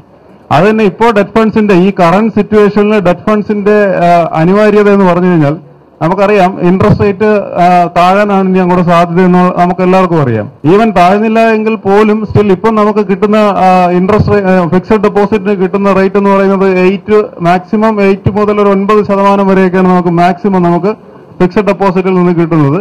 പിന്നെ അതിന്റെ ടാക്സേഷൻ നിങ്ങൾക്കറിയാം 3 ഇയേഴ്സ് കഴിഞ്ഞ് ഇപ്പോൾ 3 ഇയേഴ്സിന് താഴെയുള്ള പ്രോഡക്ട്സിനെല്ലാം വന്നിട്ട് നമ്മൾ ടാക്സബിളും ആണ്. അപ്പോൾ ഹൈ ടാക്സ് ബ്രാക്കറ്റിൽ നമ്മൾ ടാക്സും കൊടുക്കേണ്ടി വരുന്നുണ്ട്. അവിടെയാണ് മ്യൂച്വൽ ഫണ്ട് ഡെറ്റ് പ്രോഡക്ട്സിന് നമുക്കൊരു ഹയർ എഡ്ജ് ഉള്ളത്. നമ്മളൊരു 3 ഇയേഴ്സിലേക്ക് ഡെറ്റ് ഫണ്ട്സിൽ ഇൻവെസ്റ്റ് ചെയ്യുമ്പോഴത്തേക്ക് കിട്ടുന്ന ബെനിഫിറ്റ്സിന്റെ നമുക്ക് അതിന്റെ ടാക്സേഷൻ 2 രീതിയിലാണ് വരുന്നത്. ഒന്നുകിൽ ഫ്ലാറ്റ് ആയിട്ട് 20% ടാക്സ്, അതല്ല എന്നുണ്ടെങ്കിൽ വിത്ത് ഇൻഡെക്സേഷൻ. അതായത് നമ്മളൊരു 3 ഇയർ പ്രോഡക്റ്റിൽ ഇൻവെസ്റ്റ് ചെയ്യുമ്പോൾ 3 ഇയേഴ്സ് നമുക്ക് കിട്ടുന്ന ടോട്ടൽ ബെനിഫിറ്റ്സിൽ നിന്ന് 3 വർഷത്തെ ഇൻഫ്ലേഷൻ ആവറേജ് ഇൻഫ്ലേഷൻ എടുത്തത് ഡിഡക്ട് ചെയ്തിട്ട് ബാക്കിയുള്ള എമൗണ്ടിന് നമ്മൾ ടാക്സ് കൊടുത്താൽ മതിയാവും. അപ്പോൾ ഹൈ ടാക്സ് ബ്രാക്കറ്റിൽ വരുന്ന, അതായത് മെയിൻലി FDസിൽ കോൺസെൻട്രേറ്റ് ചെയ്ത് ഇൻവെസ്റ്റ് ചെയ്യുന്ന ആൾക്കാർക്ക് എന്തുകൊണ്ടും അഡ്വാൻറ്റേജ് ആയിട്ടുള്ള ഒരു പ്രോഡക്റ്റ് ആണ് പൊതുവെ ഡെറ്റ് പ്രോഡക്ട്സ്. ഡെറ്റ് പ്രോഡക്ട്സിൽ തന്നെ പല ടൈപ്പ് ഉണ്ട്. അതിലിപ്പോ UTI ഇപ്പോൾ ലോഞ്ച് ചെയ്യുന്ന ഒരു ന്യൂ ഫണ്ട് ഓഫർ എന്ന് പറയുന്നത് ക്യാപിറ്റൽ പ്രൊട്ടക്ഷൻ ഓറിയന്റഡ് സ്കീം എന്നാണ് സ്കീമിന്റെ പേര്. ഈ സ്കീമിന്റെ പ്രത്യേകത എന്ന് പറഞ്ഞാൽ അതിന്റെ ആ നെയിം സജസ്റ്റ് ചെയ്യുന്ന പോലെ തന്നെ ഇതൊരു ക്യാപിറ്റൽ പ്രൊട്ടക്ടർ ആണ് ഈ സ്കീമിന്റെ. അത് എങ്ങനെ പ്രൊട്ടക്ട് ചെയ്യുന്നു എന്നുള്ളത് ഞാൻ എക്സ്പ്ലെയിൻ ചെയ്തു തരാം. മീൻസ് നമുക്ക് നമ്മുടെ ഒരിക്കലും ക്യാപിറ്റലിന് താഴെ ഫണ്ട് പോകാത്ത രീതിയിലാണ് ഫണ്ട് മാനേജ് ചെയ്യുന്നത്. ഇതിന്റെ അലോക്കേഷൻ എന്ന് പറയുന്നത് 70% ഡെറ്റ് പ്രോഡക്ട്സിലും മിനിമം 70% ഡെറ്റ്സിൽ 0 to 30% വരെ ഇക്വിറ്റി ഷെയർസിലും നമുക്ക് ഇൻവെസ്റ്റ് ചെയ്യാം. 70% ആണ് മിനിമം ഡെറ്റ് എങ്കിലും നമ്മുടെ ഇപ്പോൾ കഴിഞ്ഞ കാലങ്ങളിൽ വന്ന ക്യാപിറ്റൽ പ്രൊട്ടക്ഷൻ ഫണ്ടുകളെല്ലാം 85% വരെ നമ്മൾ ഡെറ്റിലാണ് ഇൻവെസ്റ്റ് ചെയ്യുന്നത്. അപ്പൊ ആ 85% ഡെറ്റിൽ നിന്ന് കിട്ടുന്ന ഇൻട്രസ്റ്റ്, അതായത് അക്രൂവൽസ് മാത്രം മതിയാകും നമുക്ക് 3 ഇയേഴ്സ് കൊണ്ടായിട്ട് നമ്മുടെ ക്യാപിറ്റലിൽ എത്താനായിട്ട്. പിന്നെ ഇക്വിറ്റിയിൽ നിന്ന് കിട്ടുന്ന അഡീഷണൽ ബെനിഫിറ്റ് ആണ് നമുക്ക് ഇൻട്രസ്റ്റിൽ റിഫ്ലക്ട് ചെയ്യുന്നത്. അത് ഞാൻ പ്രസന്റേഷനിലുണ്ട്, ഞാൻ ജസ്റ്റ് ഒന്ന് എക്സ്പ്ലെയിൻ ചെയ്തു തരാം. ശ്രദ്ധിച്ചാൽ അറിയാൻ പറ്റും. നമ്മൾ ടോട്ടൽ കളക്ട് ചെയ്യുന്ന 100 റുപ്പീസിൽ 85 രൂപ നമ്മൾ ഇൻവെസ്റ്റ് ചെയ്യുന്നത് ഫിക്സഡ് ഇൻകം ഡെറ്റ് സെക്യൂരിറ്റീസിലാണ്. ബാക്കി 15% ഇൻവെസ്റ്റ് ചെയ്യുന്നത്, അതായത് ഈ 85% ഫിക്സഡ് ഡെറ്റ് ഇൻസ്ട്രുമെന്റ്സിലും ബാക്കി 15% ഇക്വിറ്റിയിലുമാണ് ഇൻവെസ്റ്റ് ചെയ്യുന്നത്. 3 ഇയേഴ്സ് കഴിയുമ്പോൾ ഈ 85% തന്നെ ഓട്ടോമാറ്റിക്കലി ബിക്കം 100%. അതായത് നമ്മുടെ 85 റുപ്പീസ് 100 റുപ്പീസ് 3 ഇയേഴ്സ് കൊണ്ട്, അതായത് ഇതിൽ കിട്ടുന്ന ഇൻട്രസ്റ്റും അക്രൂവൽസും എല്ലാം കൂടെ ആഡ് ചെയ്യുമ്പോഴത്തേക്ക് അത് തന്നെ ഓട്ടോമാറ്റിക്കലി 100% ആകും. പിന്നെ ഇക്വിറ്റിയിൽ ഈവൻ ഒന്നും ജനറേറ്റ് ചെയ്തില്ല എങ്കിൽ പോലും നമ്മുടെ ക്യാപിറ്റൽ അവിടെ പ്രൊട്ടക്റ്റഡ് ആയി, അത് നമ്മുടെ ഇൻവെസ്റ്റ്മെന്റ് എമൗണ്ട് ആയി. ഇക്വിറ്റിയിൽ നിന്ന് നമ്മളൊരു മിനിമം ഒരു 10% എങ്കിലും റിട്ടേൺ എക്സ്പെക്ട് ചെയ്യുകയാണെന്നുണ്ടെങ്കിൽ ഈ കിട്ടുന്നതായിരിക്കും നമ്മുടെ ക്യാപിറ്റൽ അപ്രീസിയേഷൻ. കാരണം മാർക്കറ്റ് സിറ്റുവേഷൻ അനുസരിച്ച് ഇപ്പോ കവർ ചെയ്ത പ്രസന്റേഷനിൽ തന്നെ കവർ ചെയ്തിട്ടുണ്ടായിരുന്നു. അതായത് ഇക്വിറ്റി മാർക്കറ്റിൽ നിന്ന് നമ്മൾ എക്സ്പെക്ട് ചെയ്യുന്ന റിട്ടേൺ, ഈവൻ നമ്മളൊരു നെക്സ്റ്റ് 3 ഇയേഴ്സിലേക്ക് ഇപ്പോൾ യുടിയുടെ ഒരു വ്യൂവിലും ബുൾ മാർക്കറ്റ് തന്നെയാണ് എക്സ്പെക്ട് ചെയ്യുന്നത്. ഈവൻ എന്നാൽ ഒരു 10% നമ്മൾ ഇക്വിറ്റിയിൽ നിന്ന് എക്സ്പെക്ട് ചെയ്താൽ പോലും ഈ ഡെപ്റ്റും പ്ലസ് ഇക്വിറ്റിയിൽ കിട്ടുന്ന അഡീഷണൽ റിട്ടേൺ കൂടെ ഞങ്ങൾ ഈ സ്കീമിൽ നിന്ന് എക്സ്പെക്ട് ചെയ്യുന്ന മിനിമം റിട്ടേൺ എന്ന് പറഞ്ഞാൽ 10.5% മിനിമം റിട്ടേൺ എക്സ്പെക്ട് ചെയ്യുന്നുണ്ട്. മാക്സിമം 13 or 14 ഒക്കെ പോയിക്കാം. ഇപ്പൊ കഴിഞ്ഞ കാലങ്ങളിൽ ഇതിപ്പോ സീരീസ് 6 ആണ്, ക്യാപിറ്റൽ പ്രൊട്ടക്ഷൻ ഫണ്ട് സീരീസ് 6 ആണ് ഇപ്പൊ ലോഞ്ച് ചെയ്തിരിക്കുന്നത്. കഴിഞ്ഞ കാലങ്ങളിൽ വന്ന ക്യാപിറ്റൽ പ്രൊട്ടക്ഷൻ എല്ലാം തന്നെ അറൌണ്ട് 11 to 12% റിട്ടേൺ ജനറേറ്റ് ചെയ്തിട്ടുണ്ട്. ഇത് ജസ്റ്റ് ഫിക്സഡ് ഡെപ്പോസിറ്റിന് നമ്മൾ പകരമായിട്ട് ഇൻവെസ്റ്റ് ചെയ്യാൻ ഉപയോഗിക്കുന്ന ഒരു ഫണ്ടാണ്. ഇപ്പൊ അറിയാം എല്ലാവർക്കും, ഇപ്പോ നിങ്ങൾ എല്ലാവരും ഇക്വിറ്റിയിൽ ഡീൽ ചെയ്യുന്നതായിരിക്കും. അപ്പൊ ഇക്വിറ്റി മാർക്കറ്റിൽ കിട്ടുന്ന ബെനിഫിറ്റ്സ് ഒരുപക്ഷെ നിങ്ങൾക്ക് അറിയാലോ. ഫിക്സഡ് ഡെപ്പോസിറ്റിൽ കിട്ടുന്നതിനെക്കാട്ടിൽ ഒരു 1 മുതൽ 2% വരെ നമുക്ക് അഡീഷണൽ ആയിട്ട് ബെനിഫിറ്റ് ഉണ്ടാവും. 3 വർഷമാണ് ഇതിന്റെ കാലാവധി. Minimum 5,000 rupees. 3 വർഷം കഴിഞ്ഞ് ഓട്ടോമാറ്റിക് മെച്യൂരിറ്റിയാണ്. അന്നത്തെ ടോട്ടൽ വാല്യൂ നിങ്ങളുടെ ബാങ്ക് അക്കൗണ്ടിലേക്ക് ഓട്ടോമാറ്റിക്കലി ക്രെഡിറ്റ് വരും. അതാണ് ഈ സ്കീമിനെ കുറിച്ച് സിമ്പിൾ ആയിട്ട് നമുക്ക് പറയാൻ സാധിക്കുന്നത്. ഇതിൽ വന്നിട്ട് NRIസിന് TDS ഉണ്ട്. റെസിഡന്റ് സ്റ്റേറ്റസിന് വന്നിട്ട് 3 ഇയേഴ്സ് കഴിയുമ്പോഴത്തേക്ക് long time capital gain tax ആണ് വരുന്നത്. അത് വിത്ത് ഇൻഡെക്സേഷൻ നമ്മൾ ചെയ്യുകയാണെങ്കിൽ ഞാൻ നേരത്തെ പറഞ്ഞ ഇൻഫ്ലേഷൻ നമ്മൾ കഴിഞ്ഞ ഈ അടുത്ത 3 വർഷത്തെ ഇൻഫ്ലേഷൻ എടുത്തിട്ട് അത് ഡിഡക്ട് ചെയ്തിട്ട് ബാക്കി എമൗണ്ടിന് ടാക്സ് കൊടുത്താൽ വിച്ച് എവർ ഈസ് ലോവർ, ഏതാണോ കുറഞ്ഞു വരുന്നത് ഇൻഡെക്സേഷൻ കാൽക്കുലേറ്റ് ചെയ്ത് വരുമ്പോൾ നമുക്ക് ടാക്സ് ഇതാണ് കുറവെങ്കിൽ ഇൻഡെക്സേഷൻ കാൽക്കുലേറ്റ് ചെയ്ത് കൊടുക്കുക. അതല്ലെങ്കിൽ flat 30% capital gain tax applicable ആണ്. മീൻസ് ബാങ്ക് ഡെപ്പോസിറ്റിന് ആപ്ലിക്കബിൾ ആയ സെയിം സ്ട്രക്ചർ തന്നെ ഇതിൽ ഇൻഡെക്സേഷൻ ബെനിഫിറ്റ് അഡീഷണൽ ആയിട്ടുണ്ട്. ഇല്ല, ഞങ്ങൾ ഡിഡക്ട് ചെയ്യത്തില്ല. UTI ഫുള്ള് ക്രെഡിറ്റാണ് വരുന്നത്. അത് നിങ്ങൾ റിട്ടേൺ ഫയൽ ചെയ്യുമ്പോൾ കാൽക്കുലേറ്റ് ചെയ്തിട്ട് കൊടുക്കുക. അത് long time capital gain tax. സാറിന്റെ ടാക്സ് ബ്രാക്കറ്റ് ഏതാണോ, ഇപ്പൊ സാറിന്റെ 30 ആണെങ്കിൽ 30, 20 ആണെങ്കിൽ 20, ഏത് ടാക്സ് ബ്രാക്കറ്റിലാണോ സാറ് വരുന്നത് അത് ഇൻഡെക്സേഷൻ ബെനിഫിറ്റ് എന്ന് പറയുന്നത് ഞാൻ പറഞ്ഞല്ലോ. 3 വർഷത്തെ ഇൻഫ്ലേഷൻ റേറ്റ് എടുത്തിട്ട് അത് നമ്മുടെ ടോട്ടൽ ഗെയിനിൽ നിന്ന് കുറച്ചിട്ട് ബാക്കിക്കുള്ളതിന് ടാക്സ് കൊടുത്താൽ മതി. ഇക്വിറ്റിയിൽ അതാ ഞാൻ പറഞ്ഞത്. നമ്മളിപ്പോ നമ്മുടെ 100 rupees സാറ് 100 rupees ഇക്വിറ്റി പോകത്തില്ലല്ലോ. നമ്മളൊരു പോർഷൻ ഡെപ്റ്റിൽ മാറ്റി വെക്കും. ആ പോർഷൻ നമുക്ക് ഇടാൻ പറ്റിയ ഫണ്ടാണ്. ആ പോർഷൻ നമുക്ക് ഇൻവെസ്റ്റ് ചെയ്യാൻ പറ്റും. അതായത് നമ്മളിപ്പോ ഫിക്സഡ് ഡെപ്പോസിറ്റിലും ഒരു എക്സ്പോഷർ മാറ്റി വെക്കുമല്ലോ, അത് ഇടാൻ വേണ്ടി. അതായത് ബാങ്കിലെ സെയിം ടാക്സേഷൻ തന്നെയാണ്. ഇതിൽ വന്നിട്ട് ഇൻഡെക്സേഷൻ ബെനിഫിറ്റ് കൂടെ ഉണ്ടെന്നേ ഉള്ളൂ. ഇല്ല, ഇത് വന്നിട്ട് നമ്മളിപ്പോ FD ആണെങ്കിൽ ബ്രേക്ക് ചെയ്യാം, പക്ഷേ ഇൻട്രസ്റ്റ് റേറ്റ് കട്ട്. ഇത് വന്നിട്ട് പക്ഷേ ലിസ്റ്റഡ് ആണ്. മാർക്കറ്റിൽ നമുക്ക് സെല് ചെയ്യാം, അല്ലാതെ നമുക്ക് UTIയിൽ നിന്ന് വിഡ്രോവൽ ഓപ്ഷൻ ഇല്ല. 3 year ക്ലോസ്ഡ് എൻഡ് ഫണ്ടാണ്. ഇതിന്റെ കാലാവധി 1198 ദിവസമാണ്. അത്രയും ദിവസം കംപ്ലീറ്റ് ചെയ്യുമ്പോൾ ഓട്ടോമാറ്റിക് ആയിട്ട് മെച്യൂരിറ്റി വരും. ഇതാണ് ഈ ഫണ്ടിനെ കുറിച്ച് നമുക്ക് സിംപിളി പറയാൻ പറ്റുന്നത്. ഡീറ്റെയിൽഡ് ആയിട്ടാണെങ്കിൽ നമുക്ക് 1 മണിക്കൂറുള്ളിൽ സംസാരിക്കും. പക്ഷേ ഇത് അത്രേ ഉള്ളൂ സ്കീമിന്റെ മെയിൻ. UTIക്ക് വന്നിട്ട് 3 ടാക്സ് സേവിംഗ് ഫണ്ട്സ് ഉണ്ട് സാറേ. അതില് സാറ് ഒന്ന് വന്നിട്ട് പ്യൂർ ടാക്സ് സേവിംഗ് മാത്രമാണ് object. Equity tax saving plan എന്നാണ് ഫണ്ടിന്റെ പേര്. അത് 3 years കഴിഞ്ഞിട്ട് നമുക്ക് എപ്പോഴും ഡൈവേഴ്സിഫൈഡ് ഇക്വിറ്റി ഫണ്ടാണ്. ഏകദേശം 14 വർഷത്തെ ട്രാക്ക് റെക്കോർഡ് ഉണ്ട്. നമുക്കൊരു average return since inception around 17% work out ചെയ്യുന്നുണ്ട്. നെറ്റ് ഫണ്ട്സിനെ കുറിച്ച് വേറെ എന്തെങ്കിലും ഡൗട്ട്സ് ഉണ്ടെങ്കിൽ ചോദിക്കാം. ഇല്ലാതെ നമുക്ക് മ്യൂച്വൽ ഫണ്ട്സിൽ ഇത് വന്നിട്ട് മോഡറേറ്റ്ലി ലോ ആണ് റിസ്ക്. ഹൈ റിസ്ക് അല്ല, ഇത് ലോ റിസ്ക് കാറ്റഗറിയിൽ വരുന്നതാണ്. സാർ റിട്ടേൺ സാർ ചോദിച്ചത് നമ്മൾ ഈ ഫിക്സഡ് ഇൻകം സെക്യൂരിറ്റീസിൽ ഇൻവെസ്റ്റ് ചെയ്യുന്നതിൽ നിന്ന് നമുക്കിപ്പോ അറിയാലോ, ഇപ്പൊ മാർക്കറ്റിൽ അവൈലബിൾ ആയിട്ടുള്ള റേറ്റ് നമുക്ക് കിട്ടും. നമ്മുടെ ഇൻവെസ്റ്റ്മെന്റിന് ബെനിഫിറ്റ്സ് കിട്ടും. അത് ബേസ് ചെയ്തിട്ട് വേണമെങ്കിൽ നമുക്ക് റേറ്റ് പറയാം. പക്ഷെ മ്യൂച്വൽ ഫണ്ട്സിൽ ലീഗലി നമുക്ക് ഫിക്സഡ് റേറ്റ് പറയാൻ പാടില്ല. അല്ല, നമുക്ക് ഫിക്സഡ് റേറ്റ് പറയാൻ പാടില്ല. നമുക്ക് വന്നിട്ട് ഇപ്പൊ ഈ ഫിക്സഡ് ഇൻകം സെക്യൂരിറ്റീസിൽ നിന്ന് വരുന്നത് മാത്രമാണ് നമുക്ക് ഫിക്സ്ഡ് ആയിട്ടുള്ളത്. ഇക്വിറ്റിയിൽ നിന്ന് വരുന്ന റിട്ടേൺ നമുക്ക് പ്രഡിക്ട് ചെയ്യാൻ പറ്റത്തില്ല. നെക്സ്റ്റ് 3 years ഒരു 15% ഇക്വിറ്റിയിലാണ് കിടക്കുന്നത്. അപ്പൊ ആ 15% നിന്ന് വരുന്ന റിട്ടേൺ നമുക്ക് പ്രഡിക്ട് ചെയ്യാൻ പറ്റത്തില്ല.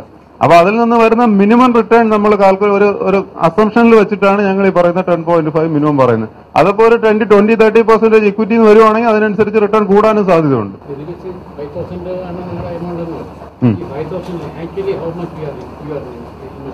ഫുൾ 100 rupees ഇൻവെസ്റ്റ് ചെയ്യാം. 5,000 rupees വിടും. മ്യൂച്വൽ ഫണ്ട്സിൽ അറിയാലോ സാറേ, എക്സ്പെൻസ് റേഷ്യോ എന്ന് പറഞ്ഞാൽ വളരെ ലോ. അത് മനസ്സിലായി സാറേ. നമ്മുടെ ഇൻഷുറൻസ് കമ്പനീസിന്റെ യൂലിപ്പുമായിട്ടൊന്നും മ്യൂച്വൽ ഫണ്ട്സ് പ്രോഡക്റ്റ് ഒരിക്കലും കമ്പയർ ചെയ്തു. കാരണം ഇതിൽ എക്സ്പെൻസ് റേഷ്യോ എന്ന് പറഞ്ഞാൽ വളരെ മിനിമം ആണ്. ഇപ്പൊ ഈ ക്യാപിറ്റൽ പ്രൊട്ടക്ഷൻ ഫണ്ടിലൊക്കെ എക്സ്പെൻസ് എന്ന് പറയുന്നത് 0.5%. സാറിന്റെ സാറ് 5,000 ഇൻവെസ്റ്റ് ചെയ്യണമെങ്കിൽ 5,000 rupees യൂണിറ്റ് അലോട്ട് ചെയ്യും. എക്സ്പെൻസ് ഒന്നും ഡിഡക്ഷൻ ഇല്ല. എൻട്രി ലോഡ് എക്സിറ്റ് ലോഡ് അങ്ങനെ ഒന്നും ഇല്ല. ഇപ്പൊ എൻട്രി ലോഡ് ഇല്ല.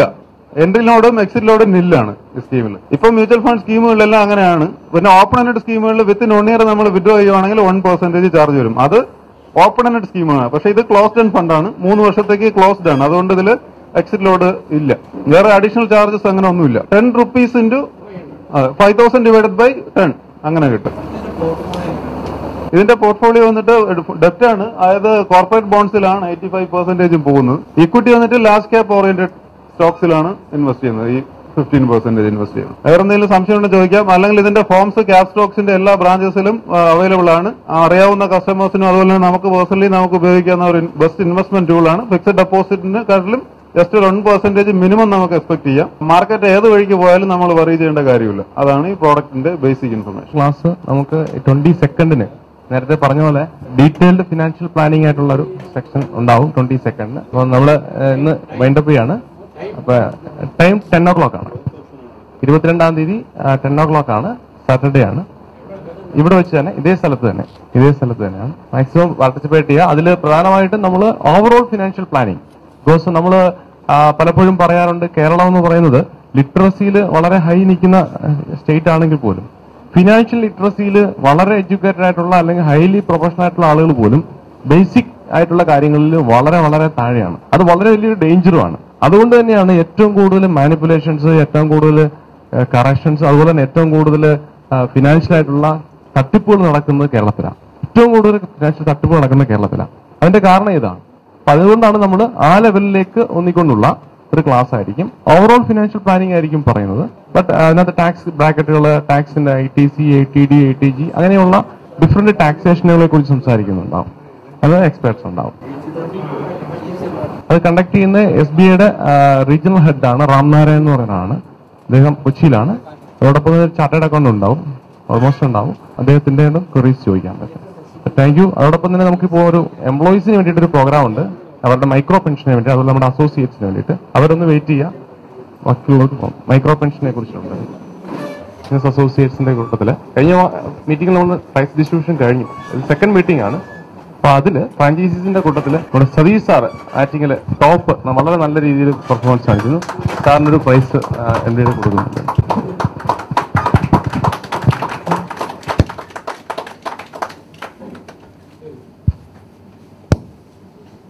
നമ്മൾ ഈ നെക്സ്റ്റ് നമ്മുടെ സെഷൻ എന്ന് പറയുന്നത് മൈക്രോ പെൻഷൻ എന്ന് പറഞ്ഞൊരു പ്ലാനാണ്. നമ്മൾ ക്യാപ്സ്റ്റോക്സിന്റെ നമ്മുടെ എംപ്ലോയീസ് പ്രധാനമായിട്ട് ഉദ്ദേശിക്കുന്ന കാര്യം എന്ന് പറഞ്ഞാൽ പെൻഷൻ സ്കീം. അതായത് നമ്മൾ പെൻഷൻ എന്ന് പറഞ്ഞൊരു ടോപ്പിക്ക് വളരെ ഡിസ്കസ് ചെയ്യുന്ന ഒരു കാലഘട്ടമാണിത്. പെൻഷൻ എന്ന് പറഞ്ഞ ആംഗിൾ പ്രധാനമായിട്ട് നമുക്കറിയാം പെൻഷന്റെ ആവശ്യകത എന്താണെന്ന്. അപ്പോൾ മേ ബി നമ്മൾ എംപ്ലോയി ആയിരിക്കാം, അതല്ലെന്നുണ്ടെങ്കിൽ നമ്മളുമായിട്ട് വർഷങ്ങളായിട്ട് അസോസിയേറ്റ് ചെയ്തിരിക്കുന്ന നമ്മുടെ വിലപ്പെട്ട ഫ്രാഞ്ചൈസീസ് ആയിരിക്കാം. നമ്മൾ 2 സെക്ഷനായിട്ടാണ് നടത്തിയപ്പോൾ ഒരു സെക്ഷൻ കഴിഞ്ഞ് ഹെഡ് ഓഫീസ് വെച്ചിട്ടായിരുന്നു ഫസ്റ്റ് സെക്ഷൻ. ഇത് സെക്കൻഡ് സെക്ഷനാണ്. നമ്മളിത് ജോയിൻ ചെയ്യുന്നത് UTI പെൻഷൻ പ്ലാനുമായിട്ട് ചേർന്നിട്ടാണ് നമ്മളിത് ചെയ്യുന്നത്. ഓൾറെഡി ജിയോജിത്തിൽ ഇതേ പ്ലാൻ തന്നെ റണ്ണിങ് ആണ്. ജിയോജിന്റെ എല്ലാ എംപ്ലോയീസിനും പെൻഷൻ ഉണ്ട്, അറിയാമോ? അപ്പൊ അതോടൊപ്പം തന്നെ നമ്മൾ ഒരുപക്ഷെ നമ്മൾ ക്യാപ്സ്റ്റോക്സിൽ 10 വർഷമായിട്ട് നമ്മൾ വർക്ക് ചെയ്യുന്നതായിരിക്കും, അല്ല 20 വർഷമായിട്ട് വർക്ക് ചെയ്യുന്നതായിരിക്കും. പക്ഷെ നമ്മൾ ഈ 20 വർഷം കഴിഞ്ഞ് ഇനി ഒരു 10 വർഷം, 40 വയസ്സുള്ളതാണ് 50 വയസ്സ് അല്ല 60 വയസ്സ് വരെ വർക്ക് ചെയ്തു. ഇത് കഴിഞ്ഞ് വീട്ടിൽ പോകുമ്പോൾ എന്താ അവസ്ഥ? അതോടൊപ്പം തന്നെ നമ്മൾ നമ്മുടെ അസോസിയേറ്റ്സിന്റെ കാര്യം എടുക്കുമ്പോൾ അങ്ങനെ തന്നെയാണ്. നമ്മൾ ഒരു 10 വർഷമായിട്ട് എടുക്കുന്നതായിരിക്കും. ഒരു 10-20 വർഷം വർക്ക് ചെയ്തു. അപ്പോൾ റിട്ടയർമെന്റ് എന്നുള്ളൊരു ആവശ്യകത അവിടെ എത്തുമ്പോൾ നമുക്കൊരു ക്വസ്റ്റ്യൻ മാർക്ക് ഉണ്ടാവും. മേ ബി നമുക്ക് ഇപ്പോൾ നല്ല പൈസയൊക്കെ ഉണ്ടാവും, പക്ഷെ നമുക്ക് അങ്ങനെ ഒരു പർട്ടിക്കുലർ ആവശ്യത്തിന് വേണ്ടിയിട്ട് മാത്രം മാറ്റി വയ്ക്കുന്ന ചിലപ്പോൾ FD ഉണ്ടാവും, ചിലപ്പോൾ കുറച്ച് മ്യൂച്വൽ ഉണ്ടാവും, കുറെ ഷെയർസ് ഒക്കെ ഉണ്ടാവും. പക്ഷേ സപ്പോസ് മാർക്കറ്റിൽ പല കണ്ടീഷൻസ് ഉണ്ടാവും, അപ്പ് ആൻഡ് ഡൗൺ ഒക്കെ ഉണ്ടാവും. മേ ബി റിട്ടയർമെന്റ് എന്ന് പറഞ്ഞാൽ ഒബ്ജക്റ്റീവിന് വേണ്ടി മാത്രം വർക്ക് ചെയ്യുന്ന ചില ഫണ്ടുകളുണ്ട്. റിട്ടയർമെന്റ് എന്ന് പറഞ്ഞാൽ ആ ആവശ്യത്തിന് വേണ്ടി മാത്രം, അത് വളരെ കൺസർവേറ്റീവ് ആയിരിക്കണം. അങ്ങനെയുള്ളൊരു ഫണ്ടാണ് നമ്മൾ എടുത്തിട്ടുള്ളത്, UTIയുടെ പെൻഷൻ ഫണ്ട്. അപ്പൊ കഴിഞ്ഞ ഇൻസെപ്ഷന് ശേഷം ഒരു 11.77% വരെ ആവറേജ് ക്യുമുലേറ്റീവ് ആയിട്ട് എല്ലാ മാർക്കറ്റിലും കൺസിസ്റ്റന്റ് ആയിട്ട് പെർഫോം ചെയ്യുന്ന ഒരു ഫണ്ടാണ് UTI പെൻഷൻ ഫണ്ട്. അത് നമ്മളുമായിട്ട് ചേർന്നിട്ട് നമ്മുടെ HR നിന്ന് കോമൺ ആയിട്ടായിരിക്കും പ്രോസസ് ചെയ്യുന്നത്. HR നിന്ന് കോമൺ ആയിട്ടുള്ള ഒരു ചെക്ക് ആയിരിക്കും കൊടുക്കുന്നത്. നമുക്ക് മൈക്രോ ലെവലിലേക്ക്, നമുക്ക് ചെറിയ ലെവലിലേക്ക് ചെയ്യാൻ വലിയൊരു കൂടുതൽ പേരുണ്ടെങ്കിൽ ഇപ്പൊ 500 ആണ് നിശ്ചയിച്ചിരിക്കുന്നത്. കൂടുതൽ പേര് കൂടുന്നതനുസരിച്ചിട്ടുണ്ടെങ്കിൽ നമുക്ക് 350 വരെ താഴേക്ക് നമുക്ക് അടയ്ക്കാൻ പറ്റും. നമ്മുടെ സാലറിയിൽ നിന്നോ അല്ലെങ്കിൽ നമ്മുടെ പേ ഔട്ടിൽ നിന്നോ കോൺട്രിബ്യൂട്ട് ചെയ്യാൻ പറ്റും. പിന്നെ കമ്പനി കോൺട്രിബ്യൂഷനെ കുറിച്ചൊന്നും ഡിസ്കഷൻ ആയിട്ടൊന്നുമില്ല, അത് ഓൺഗോയിങ് ആണ്. പക്ഷെ ഈ ഫണ്ടിനെ കുറിച്ച് നിങ്ങളൊന്ന് നോക്കുക. എന്നിട്ട് നമ്മൾ അത് HR ഓൾറെഡി ഇംപ്ലിമെന്റ് ആയിട്ടുണ്ട്. അവിടെ പ്രത്യേക നമ്മളൊരു ഇത് വെച്ചിട്ടുണ്ട്. ഓരോ എംപ്ലോയീസിനും ഡയറക്റ്റ് വിളിച്ചിട്ട് നിങ്ങൾ എവരി മന്ത് ഇതിന് വേണ്ടിയിട്ട് നിർബന്ധമായിട്ട് മാറ്റി വെക്കണം. നിങ്ങളുടെ ആവശ്യമാണ്, വോളണ്ടറി ആയിട്ട് ചെയ്യാം. ഒരാൾ പറയാം എനിക്ക് വേണ്ട, എനിക്ക് അങ്ങനെയൊന്നും വേണ്ട പറഞ്ഞാൽ ഓക്കെ, കുഴപ്പമൊന്നുമില്ല. പക്ഷെ ആവശ്യമെന്നുള്ള നിലയിൽ നമ്മളത് ചെയ്യണം. ഒപ്പം നമ്മുടെ ബ്രാഞ്ചിൽ ചെയ്യാത്ത എല്ലാവരെയും കൊണ്ടും എല്ലാ എംപ്ലോയീസിനും ഇതിനകത്ത് വരികയും വേണം. HR കോമൺ ആയിട്ടായിരിക്കും പ്രോസസ് ചെയ്യുന്നത്. അതിന്റെ പ്രോസസ്സിനെ കുറിച്ചിട്ട് ഇപ്പോൾ ഇതിനെക്കുറിച്ച് നമ്മുടെ UTI 2 പേര് വന്നിട്ടുണ്ട്. ഒന്ന് ഹരിസോസ് സാറാണ്, രമേശ് സാറാണ്. അപ്പോൾ ഹരിസോസ് സാറാണ് ഇതിനെക്കുറിച്ച് എക്സ്പ്ലെയിൻ ചെയ്യും. ഞാനിപ്പോ പ്രതീക്ഷ പറഞ്ഞതുപോലെ ഒരു പ്രസന്റേഷനായിട്ട് ഉദ്ദേശിക്കുന്നത് വളരെയധികം നമുക്ക് പ്രത്യേകിച്ച് യങ്സ്റ്റേഴ്സിനും കൂടുതലായിട്ടൊന്നും അങ്ങോട്ട് സുഖിക്കാത്ത അല്ലെങ്കിൽ ഇഷ്ടപ്പെടാത്ത ഒരു ടോപ്പിക്കാണ്. കാരണം എന്നെ സംബന്ധിച്ചിടത്തോളം ഞാൻ തന്നെ പേഴ്സണലി പറയുവാണെങ്കിൽ ഒരു 25 വയസ്സിന് മുമ്പ് എൻ്റെ അടുത്ത് മൈക്രോ പെൻഷൻ എന്ന് പറഞ്ഞാൽ തന്നെ ഓക്കെ കേൾക്കൂ, അല്ലെങ്കിൽ നോക്കാം ഞാൻ വിളിക്കാന്ന് പറഞ്ഞിട്ട് ഞാൻ കണ്ടിന്യൂസ് ആയിട്ട് അവോയ്ഡ് ചെയ്തിട്ടുണ്ട് ആൾക്കാരെ. അപ്പൊ എനിക്കറിയാം നിങ്ങളുടെ ഒരു മാനസികാവസ്ഥ എനിക്ക് ചിന്തിക്കാം. പെൻഷൻ അത്രയും കൂടെ അത് നമ്മളെ സംബന്ധിക്കുന്ന ഒരു വിഷയമല്ല എന്നുള്ള രീതിയിലായിരിക്കാം പലരും ഞങ്ങൾ ഇവിടെ ഇപ്പോൾ ഇരിക്കുന്നത്. പക്ഷെ നമ്മൾ വളരെയധികം ചിന്തിക്കേണ്ട ഒരു ടോപ്പിക്കാണ് പെൻഷൻ എന്ന് പറയുന്നത്. സത്യത്തിൽ പെൻഷൻ, എന്തിന് പെൻഷൻ, എന്തുകൊണ്ട് പെൻഷൻ, അല്ലെങ്കിൽ നമ്മൾ എന്തിനും ഇപ്പോൾ അതിനെക്കുറിച്ച് ചിന്തിക്കണം, അങ്ങനെയുള്ള കുറച്ച് ഏരിയാസ് കവർ ചെയ്യുന്ന ഒരു പ്രസന്റേഷനാണ് ഉദ്ദേശിക്കുന്നത്. നമുക്കറിയാം പെൻഷനെ സംബന്ധിച്ചിടത്തോളം നമുക്കറിയാം കുറച്ചധികം തെറ്റിദ്ധാരണകളുണ്ട്. പെൻഷൻ എന്ന് പറയുന്നത് നമ്മൾ 58 വയസ്സ് കഴിഞ്ഞ് അല്ലെങ്കിൽ 60 വയസ്സ് കഴിഞ്ഞ് പെൻഷൻ ഏജ് ആയിട്ട് നമ്മൾ പെൻഷനെ കുറിച്ച് ചിന്തിച്ചാൽ പോരെ. അല്ലെങ്കിൽ ഇപ്പോഴും നമ്മൾ അതിനെക്കുറിച്ചൊക്കെ ചിന്തിക്കേണ്ടതുണ്ടോ? ഇങ്ങനെയൊക്കെയുള്ള ഒരുപാട് വിഷയങ്ങളുണ്ട്. അപ്പൊ നമ്മുടെ അറിയാം, ഇന്ത്യയെ സംബന്ധിച്ചിടത്തോളം ഏറ്റവും കൂടുതൽ ആൾക്കാർ നമ്മൾ ഡെവലപ്ഡ് കൺട്രീസുമായിട്ടൊക്കെ നമ്മൾ കമ്പയർ ചെയ്യുമ്പോഴത്തേക്ക് ഏറ്റവും വളരെ വളരെ മിനിമം നമ്പർ ഓഫ് ആൾക്കാർ മാത്രമേ ഈ പെൻഷൻ വരുന്നുള്ളൂ. മെയിൻലി ഗവൺമെന്റ് എംപ്ലോയീസ്, അതല്ലെന്നുണ്ടെങ്കിൽ അങ്ങനെയുള്ള പെൻഷൻ പ്ലാനുകളിൽ ജോയിൻ ചെയ്തിട്ടുള്ളവർ എല്ലാം കൂടെ നമ്മൾ എടുത്താൽ പോലും ഈ മൊത്തം ഇന്ത്യൻ ജനതയുടെ ഒരു 10% അല്ലെങ്കിൽ ഒരു 12% മാത്രമേ നമുക്ക് പെൻഷൻ കവേർഡ് ആയിട്ട് വരുന്നുള്ളൂ. അപ്പൊ ഇതിനൊരു മാറ്റം വരാൻ വേണ്ടിയിട്ടാണ് 90s 1990 കാലഘട്ടത്തിൽ ഇതൊരു വലിയ ഡിസ്കഷൻ ആയിരുന്നു. അപ്പോൾ അന്നത്തെ കേന്ദ്ര സർക്കാർ അപ്പോൾ മുതലേ എടുത്തു വരുന്ന ഒരു ഇനിഷ്യേറ്റീവാണ് എല്ലാവർക്കും പെൻഷൻ. ഇന്ത്യയിൽ എല്ലാ ആൾക്കാർക്കും പെൻഷൻ. അതിപ്പോ ഗവൺമെന്റ് എംപ്ലോയി ആവട്ടെ, സാധാരണക്കാരനാവട്ടെ, മറ്റേത്, അതായത് നമ്മുടെ ഇന്ത്യയിലെ ഏറ്റവും താഴ്ന്ന ലെവൽ മുതൽ എല്ലാ ആൾക്കാർക്കും പെൻഷൻ എന്നുള്ള രീതിയിലുള്ള ഒരു 1-2 ഇനിഷ്യേറ്റീവ്സ് എടുത്തിട്ടുണ്ടായിരുന്നു. അതിന്റെ ഭാഗമായിട്ട് 93 മൈക്രോ പെൻഷൻ ഇനിഷ്യേറ്റീവ്, അന്നത്തെ ബഡ്ജറ്റിൽ ഇങ്ങനെ ഒരു പ്രൊവിഷൻ ഉണ്ടായിരുന്നു. അതായത് മൈക്രോ പെൻഷൻ വളരെ കുറഞ്ഞ എമൗണ്ടിൽ നമുക്ക് ആൾക്കാർക്ക് കോൺട്രിബ്യൂട്ട് ചെയ്യാൻ പറ്റുന്നതും എന്നാൽ 58 വയസ്സ് കഴിഞ്ഞിട്ട് പെൻഷൻ ലഭിക്കുന്നതുമായിട്ടുള്ള സ്കീംസ് ലോഞ്ച് ചെയ്യാനായിട്ട് അന്നത്തെ ബഡ്ജറ്റിലൊരു ഇതുണ്ടായിരുന്നു. അങ്ങനെ അതിനോടനുബന്ധിച്ചിട്ടാണ് UTI retirement benefit plan 1994 start ചെയ്യുന്നത്. അതായത് ഈ മൈക്രോ പെൻഷൻ ഇനിഷ്യേറ്റീവ്സ് ഉൾപ്പെടുന്ന ആദ്യത്തെ റിട്ടയർമെന്റ് പ്ലാൻ ആണ് 1994 സ്റ്റാർട്ട് ചെയ്തത്. ആ പ്ലാനാണ്, ഈ പ്ലാൻ ഉദ്ദേശിക്കുന്നതെന്ന് പറഞ്ഞു കഴിഞ്ഞാൽ ഗ്രൂപ്പായിട്ട് വരുന്ന ഇപ്പോൾ എംപ്ലോയീസ് ആകാം, അതല്ലെങ്കിൽ സഹകരണ സംഘങ്ങളാകാം, അല്ലെങ്കിൽ സ്വയം സഹായ സംഘങ്ങളാകാം. നമ്മൾ ഒരിക്കലും ഈ ഗവൺമെന്റിന്റെ അല്ലെങ്കിൽ മറ്റ് രീതിയിലുള്ള പെൻഷൻ പ്ലാൻസ് ഒന്നും കവർ ചെയ്യാത്ത ആൾക്കാരുണ്ടാവും. അവർക്ക് പെൻഷൻ പ്രൊവൈഡ് ചെയ്യുക, അതാണ് ഈ പദ്ധതി കൊണ്ട് ഉദ്ദേശിക്കുന്നത്.